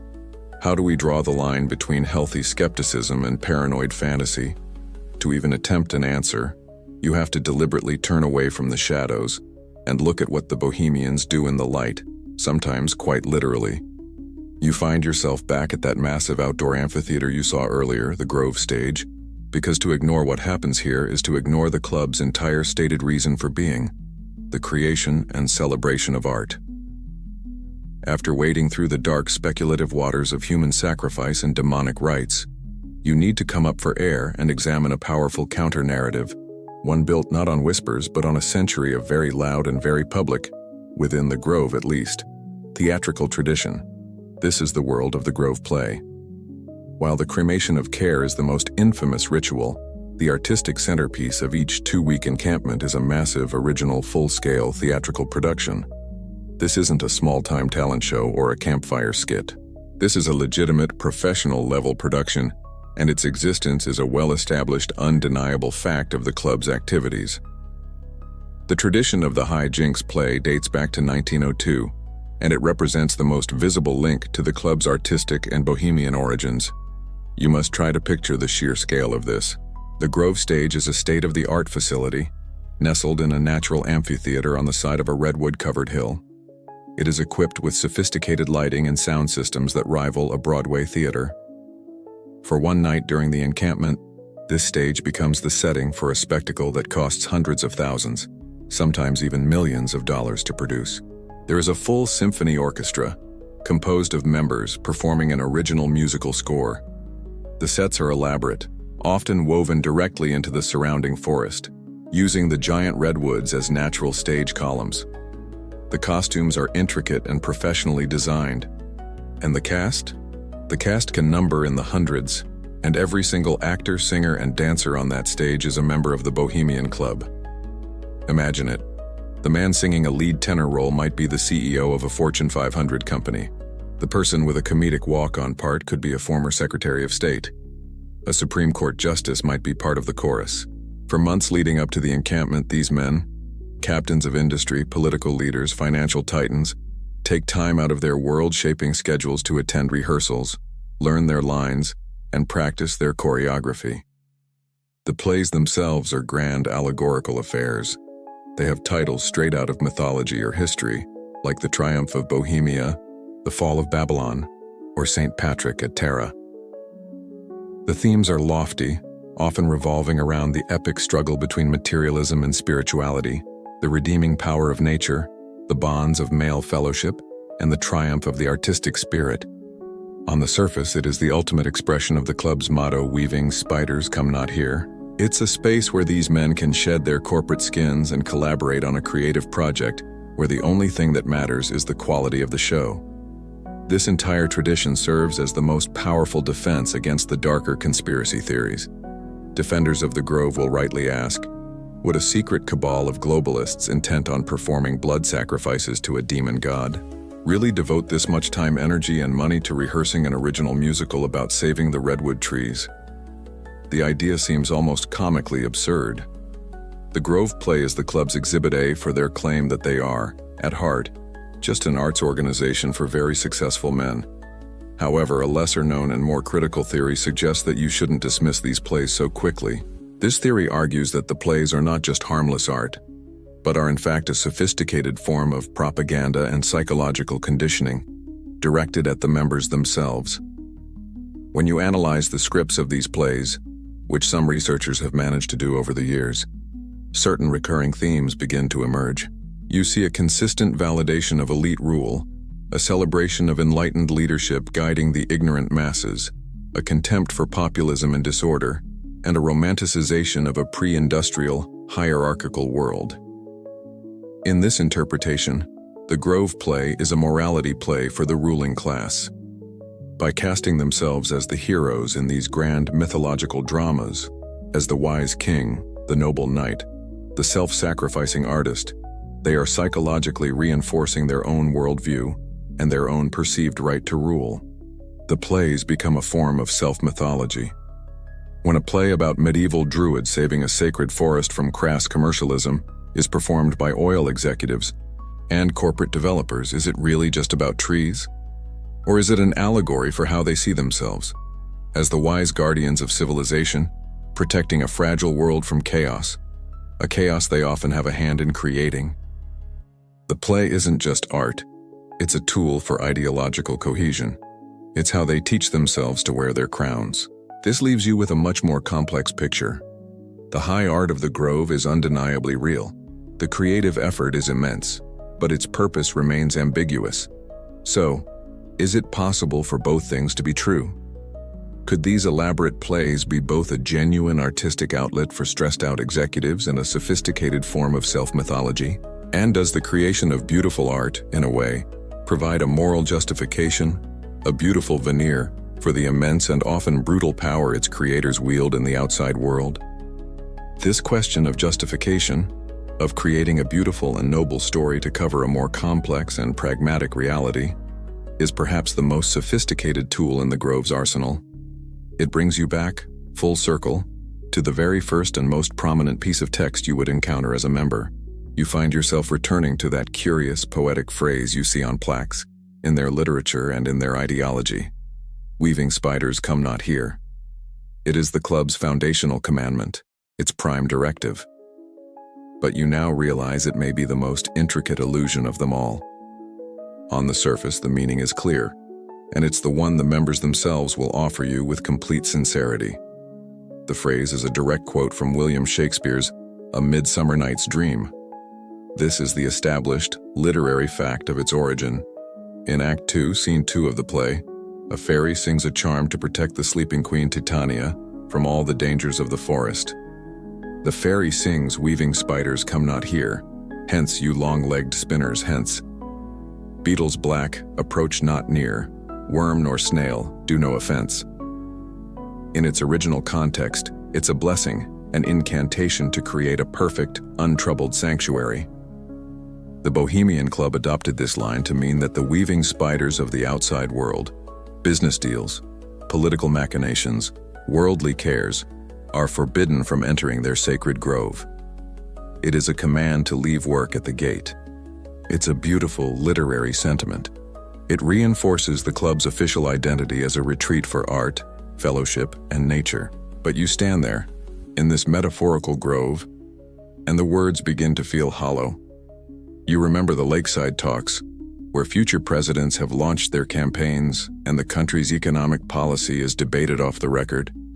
You remember the chilling historical fact that the Manhattan Project, the single most consequential industrial and military undertaking of the 20th century, was planned right here, among these very trees.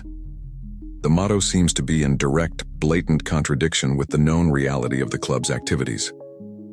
So you are forced to look closer, to dissect the phrase not as a poet but as a lawyer or a cryptographer. Ray, weaving spiders come not here. Let's consider the nature of a spider. A spider is a master networker. It creates intricate, complex webs, connecting dozens of anchor points to create a functional whole. The act of weaving is one of patient, deliberate creation, of bringing disparate threads together. You suddenly realize that these words, which are supposed to prohibit the activities of these powerful men, are also a perfect metaphor for their activities. What is a global policy initiative or a corporate merger, if not a complex web, woven between politics, finance, and industry? This leads you to a lesser-known but deeply compelling theory, a theory of the semantic loophole. Look at the motto again, with a cynical eye. The motto does not say spiders come not here. It specifically prohibits the act of weaving. The theory posits that this is a masterful piece of wordplay, a rule that allows them to do everything while technically breaking no rules. A spider is free to enter the grove. It can survey the territory. It can chart the distances between branches. It can attach all the non-sticky structural anchor threads of its web. It can do all of the preparatory work. The only thing it is forbidden from doing is the final act of weaving the sticky, spiraling threads that actually trap the prey. Do you see the genius of it? In the grove, you don't sign the contract. You don't give the final order. You don't formally close the deal. To do so would be weaving, a violation of the sacred motto. But you can do everything else. You can have the informal chat that lays the groundwork for a multi-billion-dollar merger. You can secure a verbal gentleman's agreement on a new piece of legislation. You can build the consensus, forge the alliance, and neutralize the opposition. You do all the real work in the informal, off-the-record sanctuary of the grove. Then you step back into the outside world on Monday morning and weave the final thread with a single formal phone call or email. The motto is followed to the absolute letter, while its entire spirit is subverted. Viewed in this light, the motto is transformed. It is not a prohibition, it is a shield. It's a tool of plausible deniability. It is the ultimate justification, allowing the members to tell themselves and the world that what they are doing isn't work, it's fellowship. It is perhaps the most sophisticated piece of art the club has ever produced. There is one final, darker interpretation. What if the spider is a metaphor not for business but for an outsider, an investigator, a journalist, someone who weaves stories and information for the public? In this reading, the motto is not an internal rule of conduct. It's a threat. It's a warning sign on the fence aimed at people like you. Weaving spiders come not here becomes a statement of absolute information control. The club and the club alone will be the sole weaver of its own story. When a group is powerful enough, can they redefine the very meaning of words to suit their own purposes? And does this motto, in the end, reveal the Grove's greatest secret? That their real power lies not in secret rituals or backroom deals, but in their ability to control the narrative, to create a respectable story that conceals a more complicated truth? This power to control the narrative, to bend the very meaning of words to create a respectable story, is built upon another more fundamental form of control. The power to decide who is and who is not allowed in the room where the story is being told. As you've wandered through this strange metaphorical forest, you've seen presidents and generals, artists and industrialists, but you notice a profound and conspicuous absence. For its entire history, the most fundamental rule of the Bohemian Club is that more than half of the human race is not allowed to be a part of it. The Bohemian Club is, and has always been, a men's-only organization. Women are not permitted to become members. They are not permitted to be invited as guests to the summer encampment. The 2 weeks of the Midsummer Jinx are an exercise in creating a hermetically sealed world of masculine power, a space entirely, and aggressively, devoid of women as peers. The club's justifications for this policy are, by now, predictable. They argue first from tradition. It has been this way since 1872. Second, they claim it is essential for the spirit of the retreat. The Grove is a safe space where men can unwind and bond in a way they feel is impossible in mixed company. It's about fostering a unique kind of male camaraderie, free from the social roles and expectations that govern their interactions with the opposite sex. Legally, they have defended it as their right to private, expressive association, arguing they are no different from a private women's book club or a college fraternity. But the modern world has, on occasion, forced its way through the redwood curtain. The club's exclusionary policies have not gone unchallenged, and this brings us to a well-established fact of legal history. In the 1980s, the club was sued by the California Department of Fair Employment and Housing. The lawsuit did not challenge their right to an all-male membership, but it did challenge their right to exclusively hire male employees. The club argued that having female workers would violate the members' privacy and spoil the all-male atmosphere. In 1987, the California Supreme Court issued a landmark ruling. It found that, in its capacity as an employer, the Bohemian Club was not a truly private space, but a business, and was therefore subject to the state's civil rights laws. They were ordered to begin hiring female employees. This legal defeat was a major blow to the club's carefully guarded exclusivity, and the reaction from some members was reportedly furious. But it created a new, and in some ways more telling, social dynamic within the Grove. Today, women are allowed on the grounds during the summer encampment, but only in one capacity: as staff. They are the cooks, the cleaners, the waitresses, the dishwashers. They exist within this world of elite power, but only in a position of subservience. The only women you will see are there to serve the men, clean up after them, and then disappear. This creates a stark and deeply uncomfortable visual, a perfect microcosm of a patriarchal society, where powerful men debate the fate of the world while women quietly clear their plates. This dynamic goes to the very heart of the problem with the Grove's exclusivity. The issue is not that these men want a private place to relax. The issue is that this is not just any group of men. These are the men who write the laws, run the economy, and shape the culture that affects the lives of billions of women. When they choose to hold their most candid, off-the-record conversations, their lakeside talks, in a space that systematically excludes the perspective of women, it inevitably shapes the outcome of those conversations. The policies they informally agree upon, the consensus they build, is forged in a world where women are at best invisible, and at worst, merely servants. This leads to a lesser-known, more psychological theory about the Grove's all-male nature. This theory suggests that the exclusion of real women is a prerequisite for the club's symbolic rituals to function.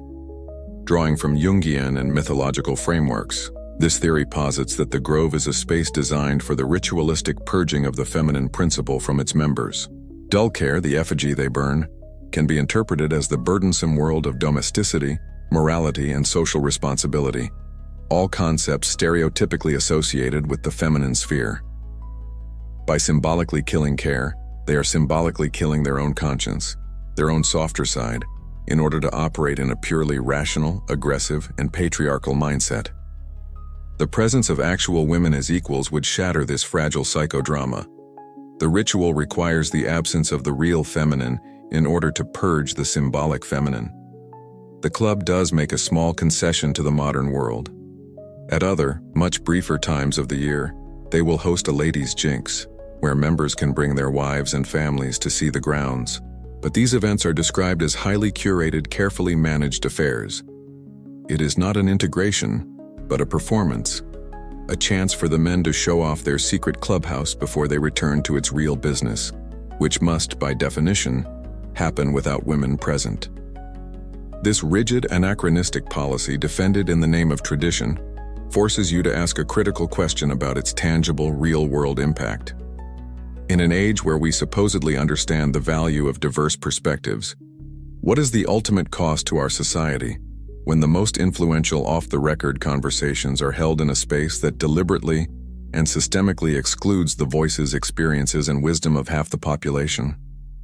That question about the societal cost of exclusion is a global one, a matter of high-level policy and social justice.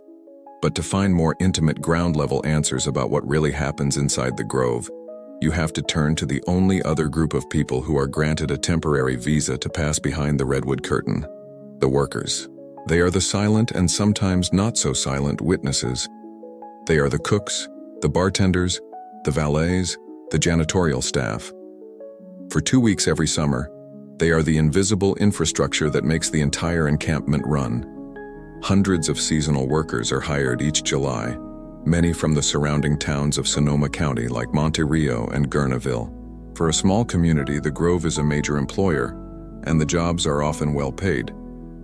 But this financial dependency comes at a steep price: absolute, legally binding silence. Every employee is required to sign a strict non-disclosure agreement.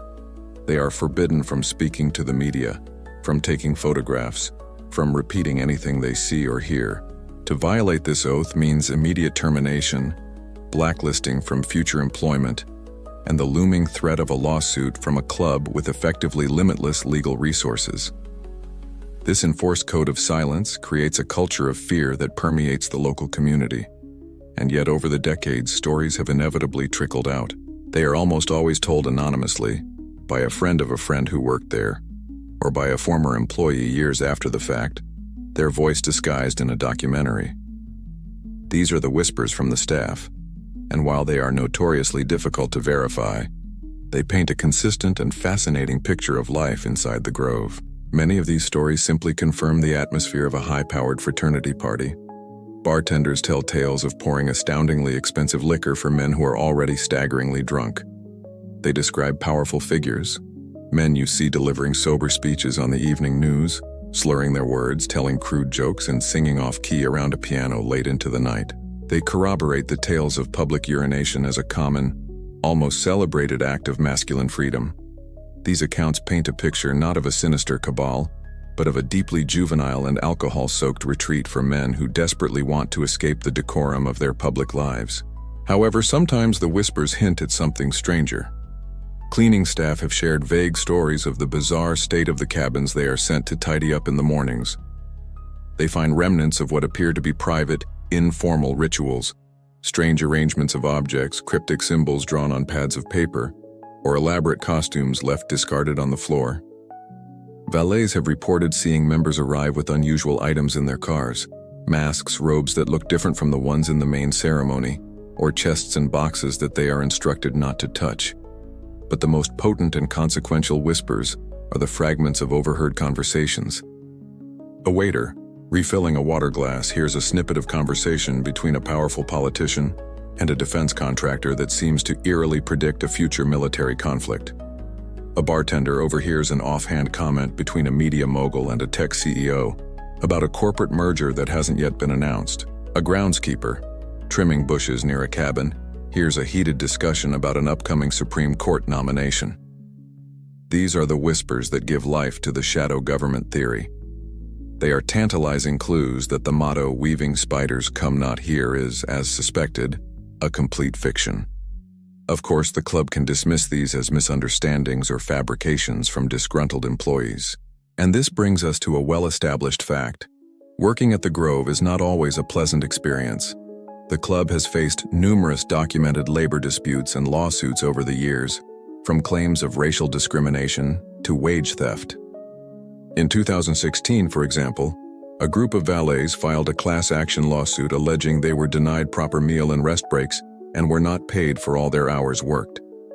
This reality of labor disputes provides a credible motive for some employees to leak negative stories, but it also confirms that behind the idyllic facade, the Grove is a workplace with real-world conflicts. This leads us to a fascinating, lesser-known theory that supposedly circulates among the more veteran staff members. It's called the Two Groves theory. It suggests that the encampment is deliberately split into two distinct realities. The first, and larger, reality is the one most employees see: the loud, drunken, party atmosphere. This, the theory posits, is a carefully managed distraction, a bread and circuses for the thousands of regular members. While they are busy with the plays, the concerts, and the heavy drinking, the real business of the Grove is being conducted by a small, sober, and ruthlessly efficient inner circle.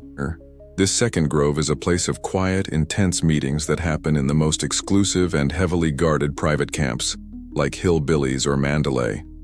Most staff are kept far away from these meetings. This theory elegantly explains the conflicting reports from former workers. The bartender who says it was just a bunch of drunk old guys and the valet who swears he overheard a conversation that changed world policy could both be telling the truth. They were simply working in two different Groves. This leaves you with a difficult puzzle.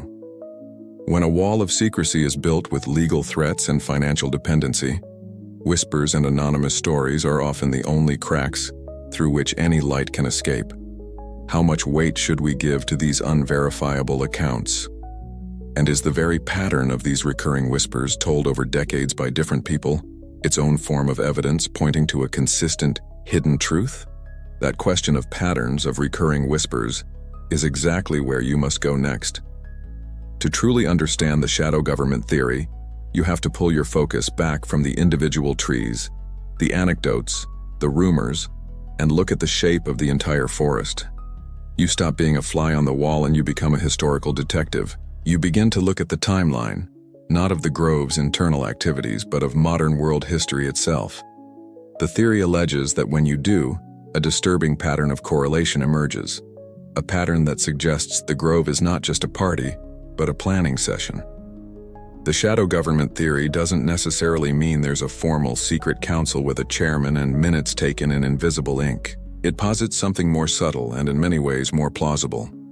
It suggests an informal network of the elite, from government finance, media, and the military, who use the privacy and camaraderie of the Bohemian Club to coordinate their actions, to set long-term agendas, and to build the consensus necessary to protect their collective interests, all far from the inconvenient friction of democratic oversight.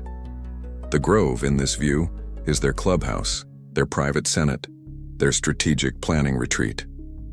Your investigation requires you to overlay three distinct sets of data. First, the membership and guest lists for a given summer encampment. Second, the known or rumored topics of the lakeside talks from that same year. And third, the major political shifts, policy announcements, corporate mergers, and military actions that take place in the world in the 6 to 18 months that follow the encampment. The claim is that when you place these transparent sheets one on top of the other, the hidden lines of influence begin to appear. Your Exhibit A, the cornerstone of this entire argument, is the one we've already discussed, because it is the ultimate proof of concept, the Manhattan Project. It is a hard, undeniable historical fact that the organizational plan for the atomic bomb was formalized at Bohemian Grove in September 1942. This event proves beyond any shadow of a doubt that the Grove can and has functioned as a secret incubator for a world-altering top-secret government program. It sets the precedent. If it happened once, why couldn't it happen again? Now, move forward in your timeline to 1967. As we touched on earlier, Richard Nixon is a political pariah. He has lost the presidency to Kennedy and the governorship of California. His career is considered over. That summer, he is invited to give a lakeside talk at the Grove. He lays out his grand strategy for American foreign policy and a plan to end the war in Vietnam. In the audience are the heads of major corporations, banks, and media outlets. Within 18 months, Nixon has staged one of the most remarkable political comebacks in history and is elected President of the United States. Coincidence? Or was this lakeside talk his audition, the moment the American establishment vetted him, approved of his new vision, and decided to throw their immense financial and media weight behind him? Let's shift the focus to economic policy. You're now in the late 1970s. The American economy is struggling with stagflation. The dominant Keynesian economic model seems to be failing.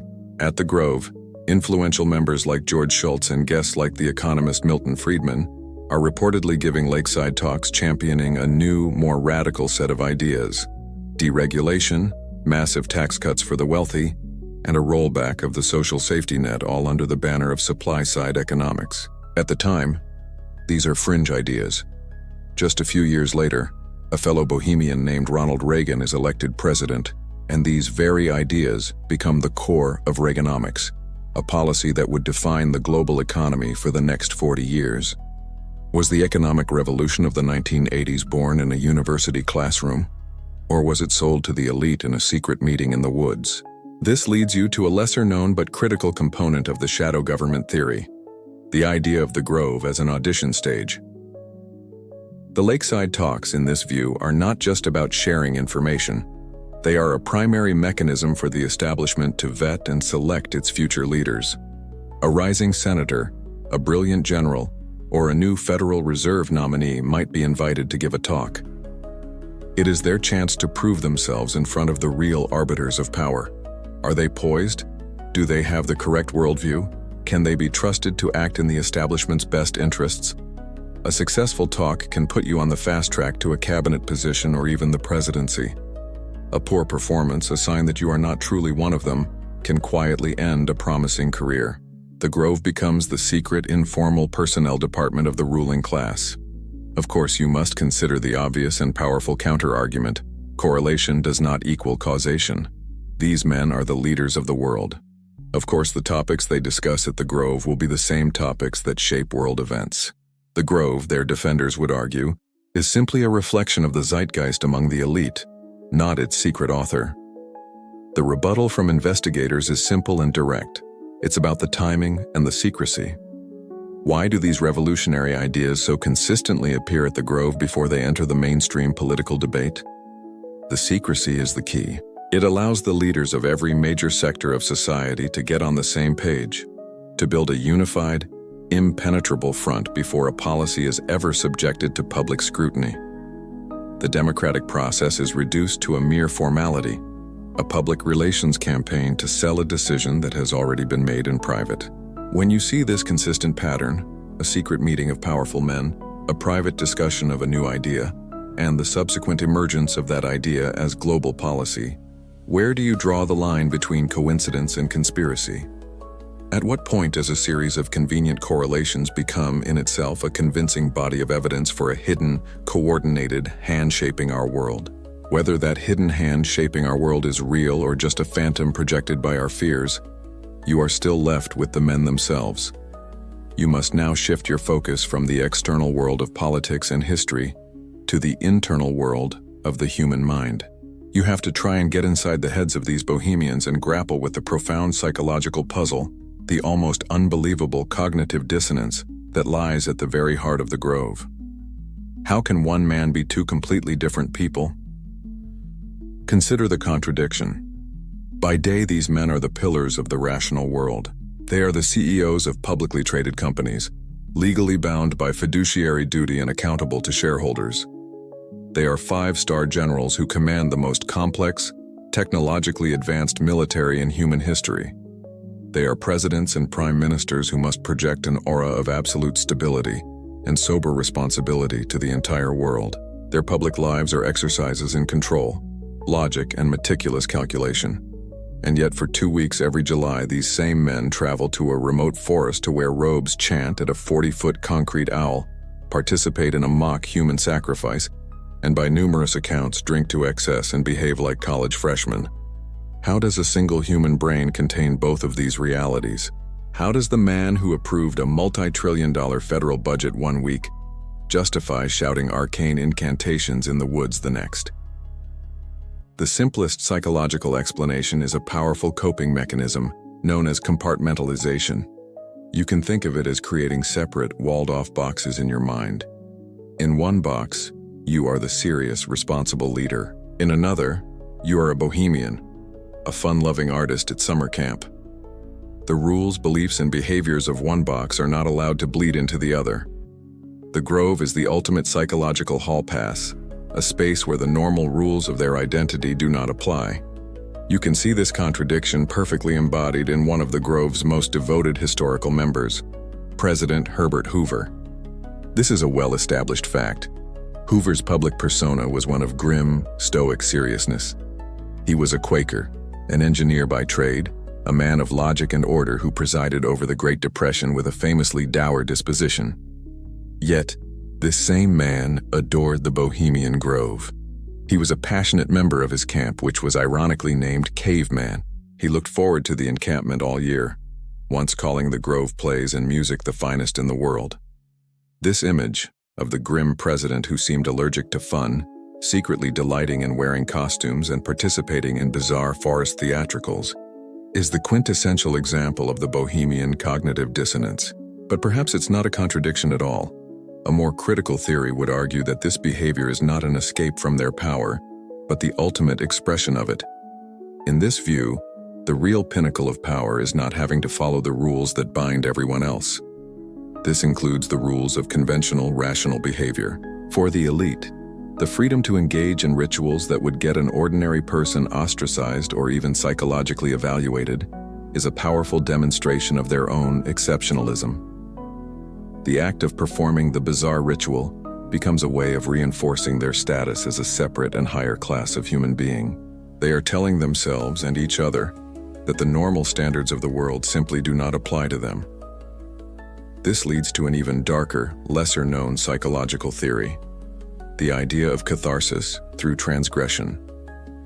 Men who wield immense power are often forced to make decisions with brutal real-world consequences, ordering a military strike that results in civilian casualties, closing a factory and devastating a community, making a financial decision that causes a recession.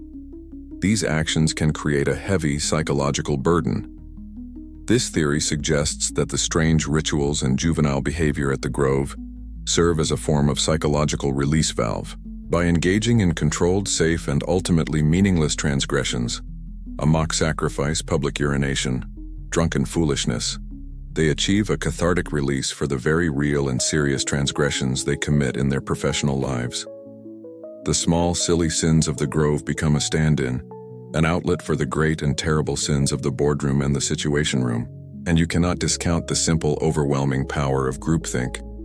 Imagine you are a newly initiated member, perhaps feeling a bit skeptical about all this. But then you look around you, and you see a former president, a Nobel laureate, and the most famous general of your time, all participating with what appears to be sincere, joyful enthusiasm. The social proof would be irresistible. The desire to belong, to be accepted by this ultimate peer group, would override any personal feelings of absurdity. The group mind collectively agrees that this is normal, and so it becomes normal. This intense, 2-week psychological immersion cannot simply be packed away in a suitcase at the end of the encampment. The worldview forged in that ritualized space, the bonds of fellowship, the sense of shared secrecy, and that feeling of being a member of a special, exempt class of men, is inevitably carried back into the halls of power in Washington, London, and Wall Street. This brings you to a critical and deeply personal question about the impact this psychology has on the rest of us. When the leaders of the world have a secret place where they learn to compartmentalize their actions and see themselves as a class exempt from the normal rules of society, how does that psychological training affect the empathy and wisdom of the decisions they make on our behalf once they leave the woods and return to power? That question of how the psychology of the Grove affects its members' leadership becomes even more pressing when you zoom out from the California redwoods and look at the world map. You begin to realize that the Grove is not an island. It is, you discover, just one star, perhaps the most ancient and bizarre, but not the only, in a whole constellation of secretive elite gatherings that orbit the centers of global power. To understand the Grove's true significance, you must place it in its broader context. You must look at the other cabals. The first and most obvious comparison is to the Bilderberg group. If the Grove is the wild pagan summer camp of the elite, Bilderberg is their brutally efficient, high-security annual board meeting.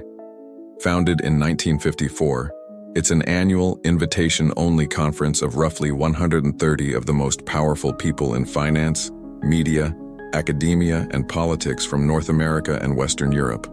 Like the Grove, its meetings are held in total secrecy, usually at a 5-star hotel that is completely locked down by private security and local police. Like the Grove's lakeside talks, discussions are governed by a strict code of silence, known as the Bilderberg Rule, which allows participants to use information they learn, but not to attribute it to any specific person. But here the similarities end. Bilderberg is explicitly about policy. Its agenda, which occasionally leaks, includes topics like transatlantic relations, the future of artificial intelligence, and global economic strategy. It includes powerful women, like the head of the International Monetary Fund or the president of the European Central Bank. There are no robes, no owls, no theatricals. It is sober, serious, and ruthlessly pragmatic. Then you have the Trilateral Commission, founded in 1973 by the quintessential insider David Rockefeller, a man who was, of course, also a leading Bohemian and a Bilderberg attendee. The Trilateral Commission's stated goal is to foster closer cooperation between the 3 major economic power centers of the time: North America, Western Europe, and Japan. While its membership is similarly elite, it is less of a secret society and more of a private, high-powered think tank. They publish reports, hold conferences, and openly try to influence global policy, acting as a kind of intellectual vanguard for the cause of globalism. And then you must look at the beginning of the pipeline, at the place where the bonds are often first forged. A collegiate secret society like Yale's infamous Skull and Bones. Here you find the strange rituals and secrecy of the Grove, but in a more concentrated formative state. 15 Yale seniors are selected each year to join the order. They are sworn to a lifelong oath of secrecy about what happens inside the society's windowless clubhouse, known as the Tomb. They are given new names and reportedly participate in bizarre initiation rites, including confessing their entire sexual history to their fellow bonesmen. Like the Grove, its membership is a dynastic who's who of the American establishment, including Presidents William Howard Taft, George H.W. Bush, and George W. Bush. Skull and Bones is where the indoctrination into the culture of elite secret societies begins.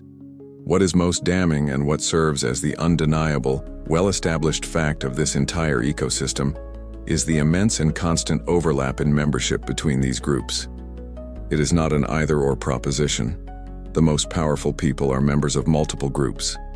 George H.W. Bush, for example, was a bonesman, a member of the Trilateral Commission, a director of the Council on Foreign Relations, and a devoted Bohemian. Henry Kissinger has been a fixture at Bohemian Grove, a guiding member of the Bilderberg Group, and a Trilateral Commission member. This isn't a collection of separate clubs. It's an interlocking directorate of influence, a network of networks. This leads to a lesser-known but highly logical fringe theory known as the division of labor theory. It suggests that each of these groups has a specialized unspoken function. Skull and Bones is the recruitment and indoctrination phase, where the next generation of the permanent establishment is selected and bound by a cult-like oath. The Trilateral Commission and its cousin, the Council on Foreign Relations, are the research and development wings. They are the think tanks that create the intellectual framework and policy papers that justify the elite's agenda. The Bilderberg Group is the annual strategic planning summit, where the North American and European power blocks align their goals and hash out a consensus on how to manage the world for the coming year. And the Bohemian Grove? The Grove is the cultural and spiritual heart of the American establishment. It is the place for the informal, the creative, and the psychological. It's where the bonds of friendship and trust, the soft power, are forged through shared ritual and revelry. It's the annual company picnic that builds the tribal loyalty needed for the entire ruthless machine to function smoothly.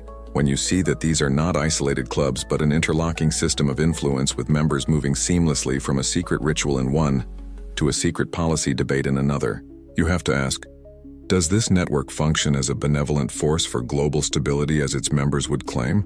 Or has it become a self-perpetuating oligarchy, a global deep state that operates beyond the reach of any democratic mandate? Whether you believe that interlocking network is a benevolent oligarchy or a dangerous self-serving cabal, you are ultimately forced to ask why this entire debate must happen in a fog of speculation. Why, after more than a century of persistent questions, is there so little concrete, verifiable information? The answer is as simple as it is frustrating. The single greatest fuel for every wild theory, every dark suspicion, and every late-night investigation is the club's own most cherished and fiercely guarded tradition, its absolute, unyielding, and impenetrable wall of silence. You find yourself, once again, back at the gates of the Grove, but this time you are holding a microphone and a notepad. You are a journalist. You call the Bohemian Club's San Francisco headquarters to request an interview, to ask for a simple on-the-record explanation of their traditions. Your call will not be returned. You send a detailed, respectful email. It will go unanswered.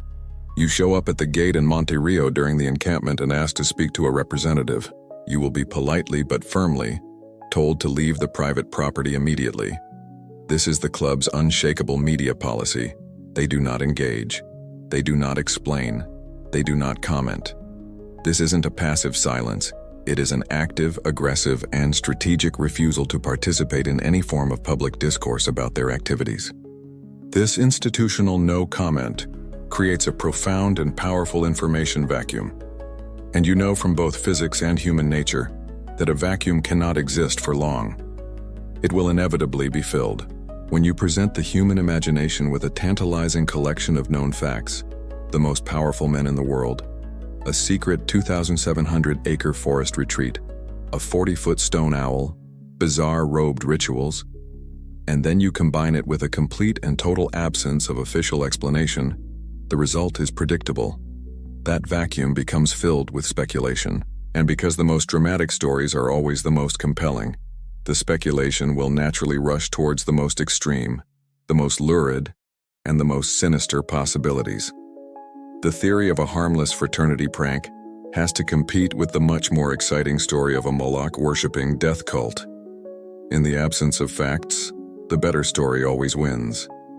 The club reinforces this vacuum not just with silence but with legal force. Their aggressive pursuit of privacy is a well-established historical fact. We've talked about the trespassing charges filed against infiltrators, which send a clear message to would-be investigators. But it goes deeper. The club has spent millions of dollars over the decades in legal battles to defend its status as a private association, allowing it to circumvent public disclosure laws, to fight anti-discrimination statutes, and to shield its internal workings from any form of external scrutiny. Their silence is not just a preference, it is a core institutional strategy, backed by the full force of the American legal system. Herein lies the great paradox. If the club's goal is truly to quell suspicion and be left alone, their strategy is a spectacular failure. Their obsessive secrecy is the very thing that makes them seem so guilty. You have to ask, if the Grove is truly just a harmless summer camp for powerful men to blow off steam, wouldn't the easiest way to end the speculation be to offer a little transparency? A simple sanctioned documentary, a guided tour for a trusted mainstream journalist, a white paper explaining the history and symbolism of their traditions. Any of these actions could demystify the club overnight and evaporate 90% of the conspiracies surrounding it. Their steadfast refusal to do so strikes any skeptic as a tacit admission that they do in fact have something to hide. This leads you to a more cynical and Machiavellian theory about their silence. This lesser-known theory suggests that their silence is not a clumsy, counterproductive mistake, but a brilliant and deliberate strategy. It's the strategic silence theory. The idea is that the club's leadership is intelligent enough to know that their silence breeds wild speculation. In fact, they count on it. They want the internet to be filled with the most outlandish theories: human sacrifice, demonic summoning, lizard people. Why? Because these theories are so easy for the mainstream media and the public to dismiss as the ravings of lunatics. The crazy theories act as a kind of smokescreen or a conspiracy honeypot. They attract all the attention, all the energy, and all the public ridicule, effectively inoculating the club from serious, sober investigation. This provides the perfect cover for their real activities, which may not be as lurid as a blood sacrifice, but are far more consequential. The off-the-record setting of global policy, the secret vetting of future leaders, and the consolidation of an elite anti-democratic consensus. They strategically hide their real secrets behind a facade of unbelievable secrets. In the end, you realize that the Bohemian Club is the primary author of its own dark mythology. They provide the dry kindling of absolute secrecy. They add the spark of bizarre pagan-esque ritual. And then they feign indignation when a forest fire of public speculation erupts. This dynamic forces you to ask a fundamental question about the responsibilities of power. In a democratic society, does any group of people, no matter how powerful, have the right to demand absolute privacy when their actions have profound public consequences? And at what point does a steadfast no comment cease to be a defense of privacy and become in itself an act of profound contempt for the public's right to know? That contempt for the public's right to know, that steadfast wall of no comment, is a strategy that worked brilliantly for over a century in an age of controllable, centralized media. But you find yourself now in the present day. The world of 1872 or even 1989 is a foreign country. The Redwood Curtain, built of timber, tradition, and legal threats, may still be standing, but it is now surrounded on all sides by a relentless, invisible siege. It is a siege of satellite imagery, social media, citizen journalism, and the inescapable reality of the digital age. How, you have to wonder, has the modern Grove adapted to a world that has made secrecy an endangered species? The technological threats to the Grove's privacy are immense and multifaceted. For decades, the physical layout of the camp was a closely guarded secret. Today, you, I, or anyone on the planet can open Google Earth and take a high-resolution flight over the 2,700-acre property. You can trace the roads, identify the individual camps, and zoom in on the unmistakable clearing by the lake where the 40-foot owl stands. The mystique of the unknown physical space has been irrevocably compromised. Then, there is the internal threat. In the past, the club only had to worry about the rare, dedicated infiltrator.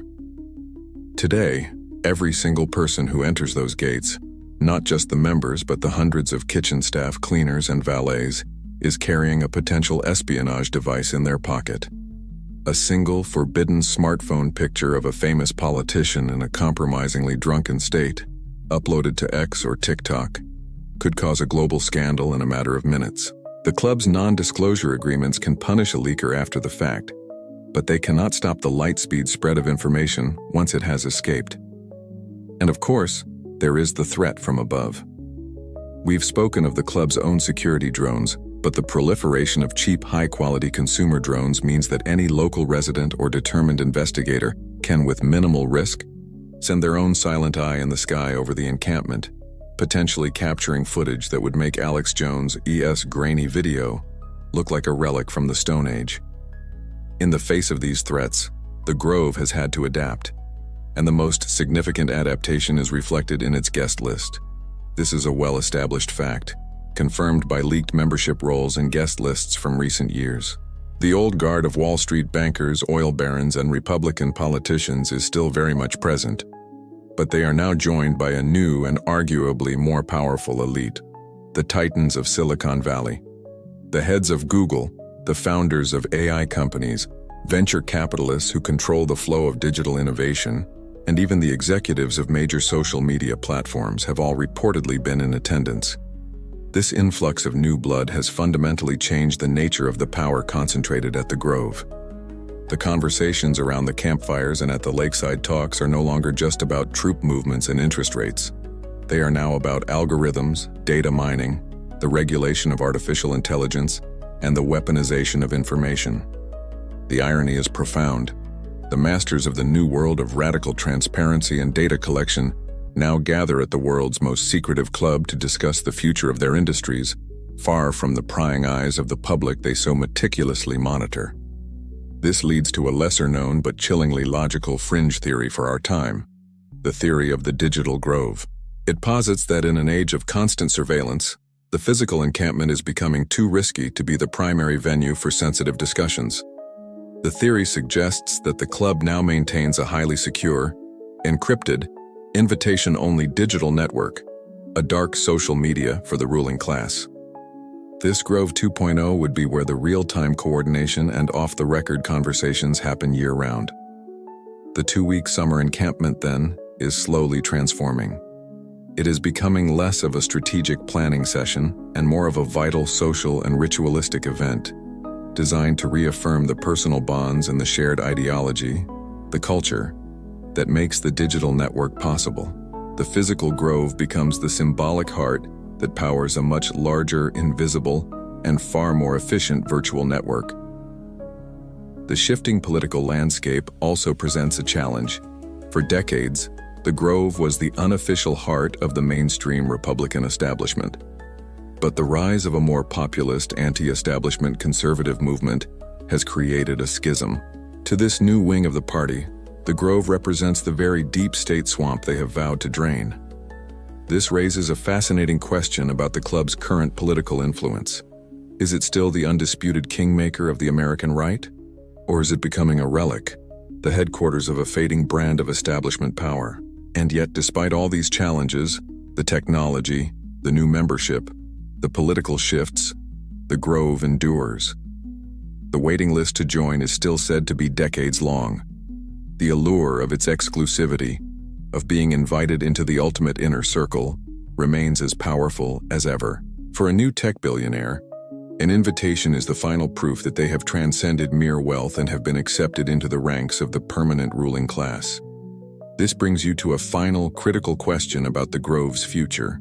In a world where power is increasingly digital, decentralized, and at least superficially transparent, can a secret, analog institution built on strange, archaic rituals and an ironclad code of silence truly survive? Or will its stubborn refusal to adapt ultimately render it an irrelevant, theatrical relic of a bygone era of power?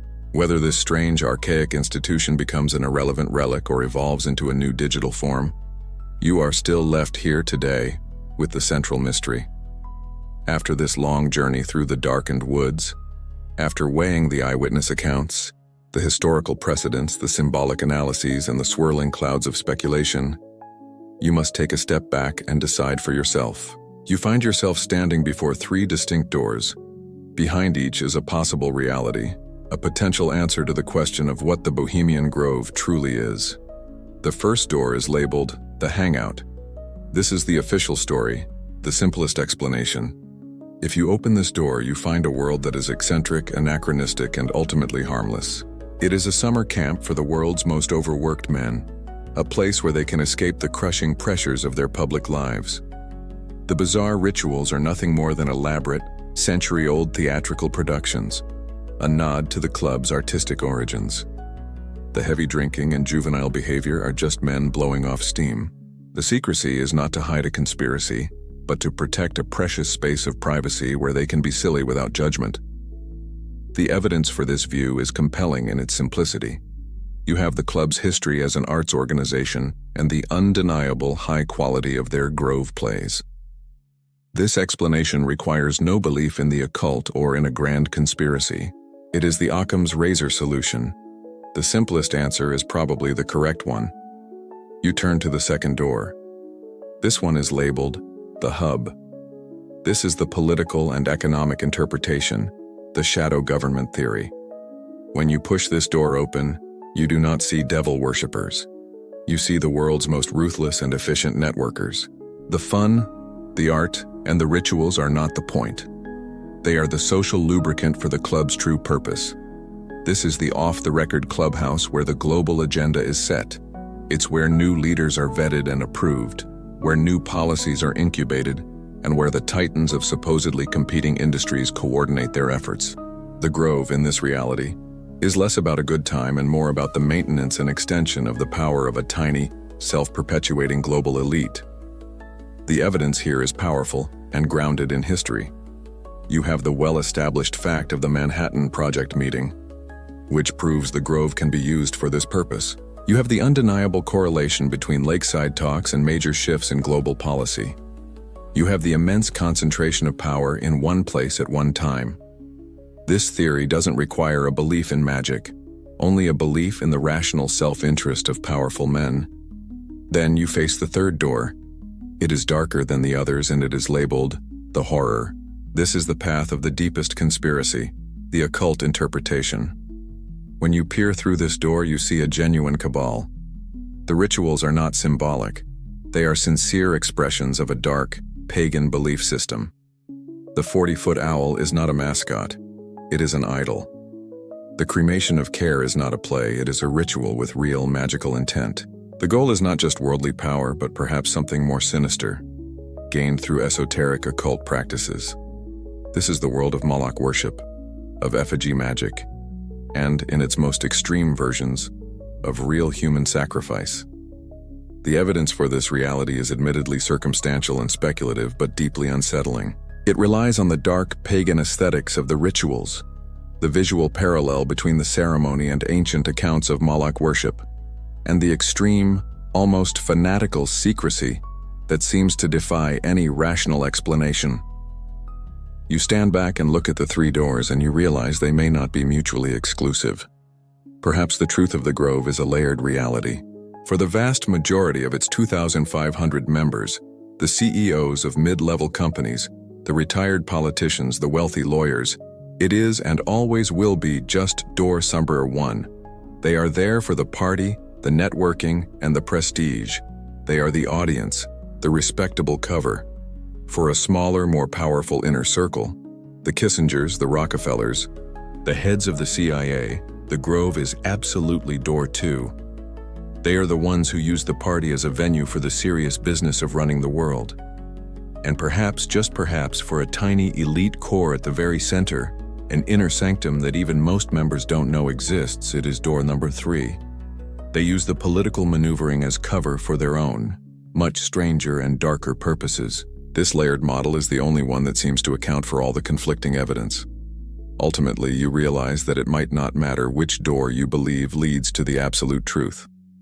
The simple, undeniable, and profoundly troubling fact is that once a year the men who control your government, your economy, your media, and your military gather in absolute secret to engage in activities they adamantly refuse to explain to the public they govern. So, the final question you're left with isn't, what are they doing? But rather, why do we, as a society, continue to allow a space like this to exist in the shadows, unchecked and unaccountable? That question, why we as a society allow a space like this to exist, is perhaps the most difficult and most important of all. And now, after this long and winding journey, you find yourself back where you started, standing metaphorically at the gates of the Grove in the deep shadow of the ancient redwoods.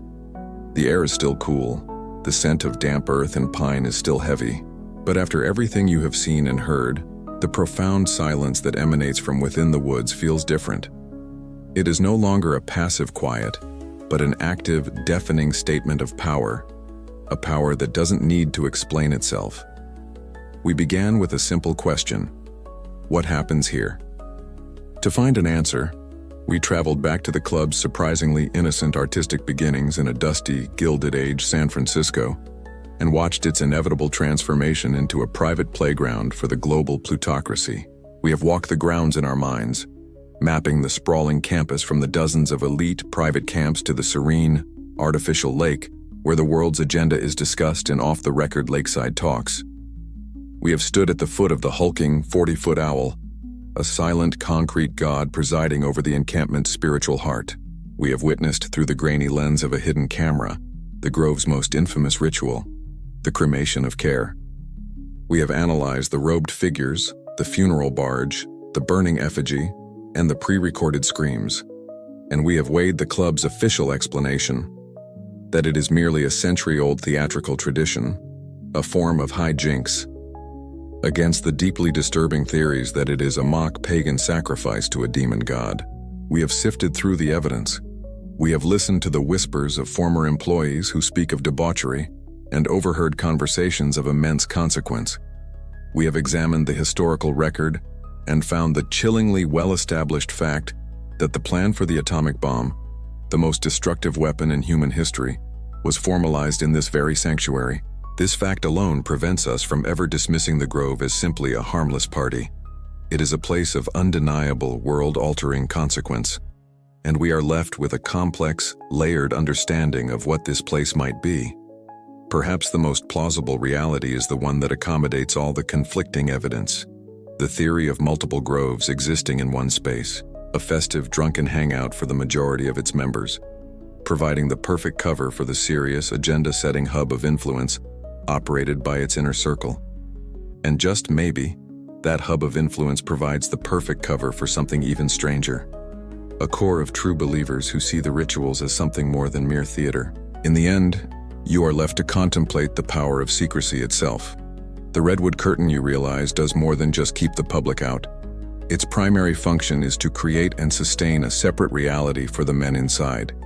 It is a reality free from public scrutiny, free from the press, free from the normal rules of conduct, and perhaps even free from the moral cares that govern the rest of us. The men who enter that reality for 2 weeks a year do not leave it unchanged. They return to their seats of power in our world, but they carry a piece of that other reality, with its bonds of tribal loyalty and its sense of exceptionalism, back with them. So you stand here, in the silence. The final definitive answer to what happens inside Bohemian Grove may forever remain hidden from us. The gates will remain closed. But perhaps the real mystery is not what is happening inside those gates. Perhaps the real mystery is why we on the outside, the citizens of the democracies they supposedly lead, remain so captivated and yet so powerless, content to listen to the whispers that drift out from the darkness, never truly demanding to see the truth for ourselves. Tonight, we've journeyed deep into the redwood forest of Northern California, peeling back the layers of secrecy surrounding the world's most exclusive summer camp, Bohemian Grove. We've traced its history from a humble artist's retreat to a private clubhouse for the global elite. We've witnessed its bizarre rituals, from the infamous cremation of care to the lavish Grove plays, and we've weighed the competing theories of what it all means. Is it a harmless, eccentric hangout for powerful men to unwind? Is it a high-level networking event where the world's real agenda is set in secret? Or is it something far darker, a genuine occult cabal hiding in plain sight? The truth, as always, remains shrouded in a fog of secrecy and speculation, protected by a wall of immense power and influence. The one certainty is that for 2 weeks every summer, the men who shape our world enter a separate reality, one whose rules and rituals we are not meant to understand. Thank you for joining me on this investigation. Your curiosity and your willingness to question are what keep the search for truth alive. That's all for today. Stay curious, stay questioning, and I'll see you in the next file.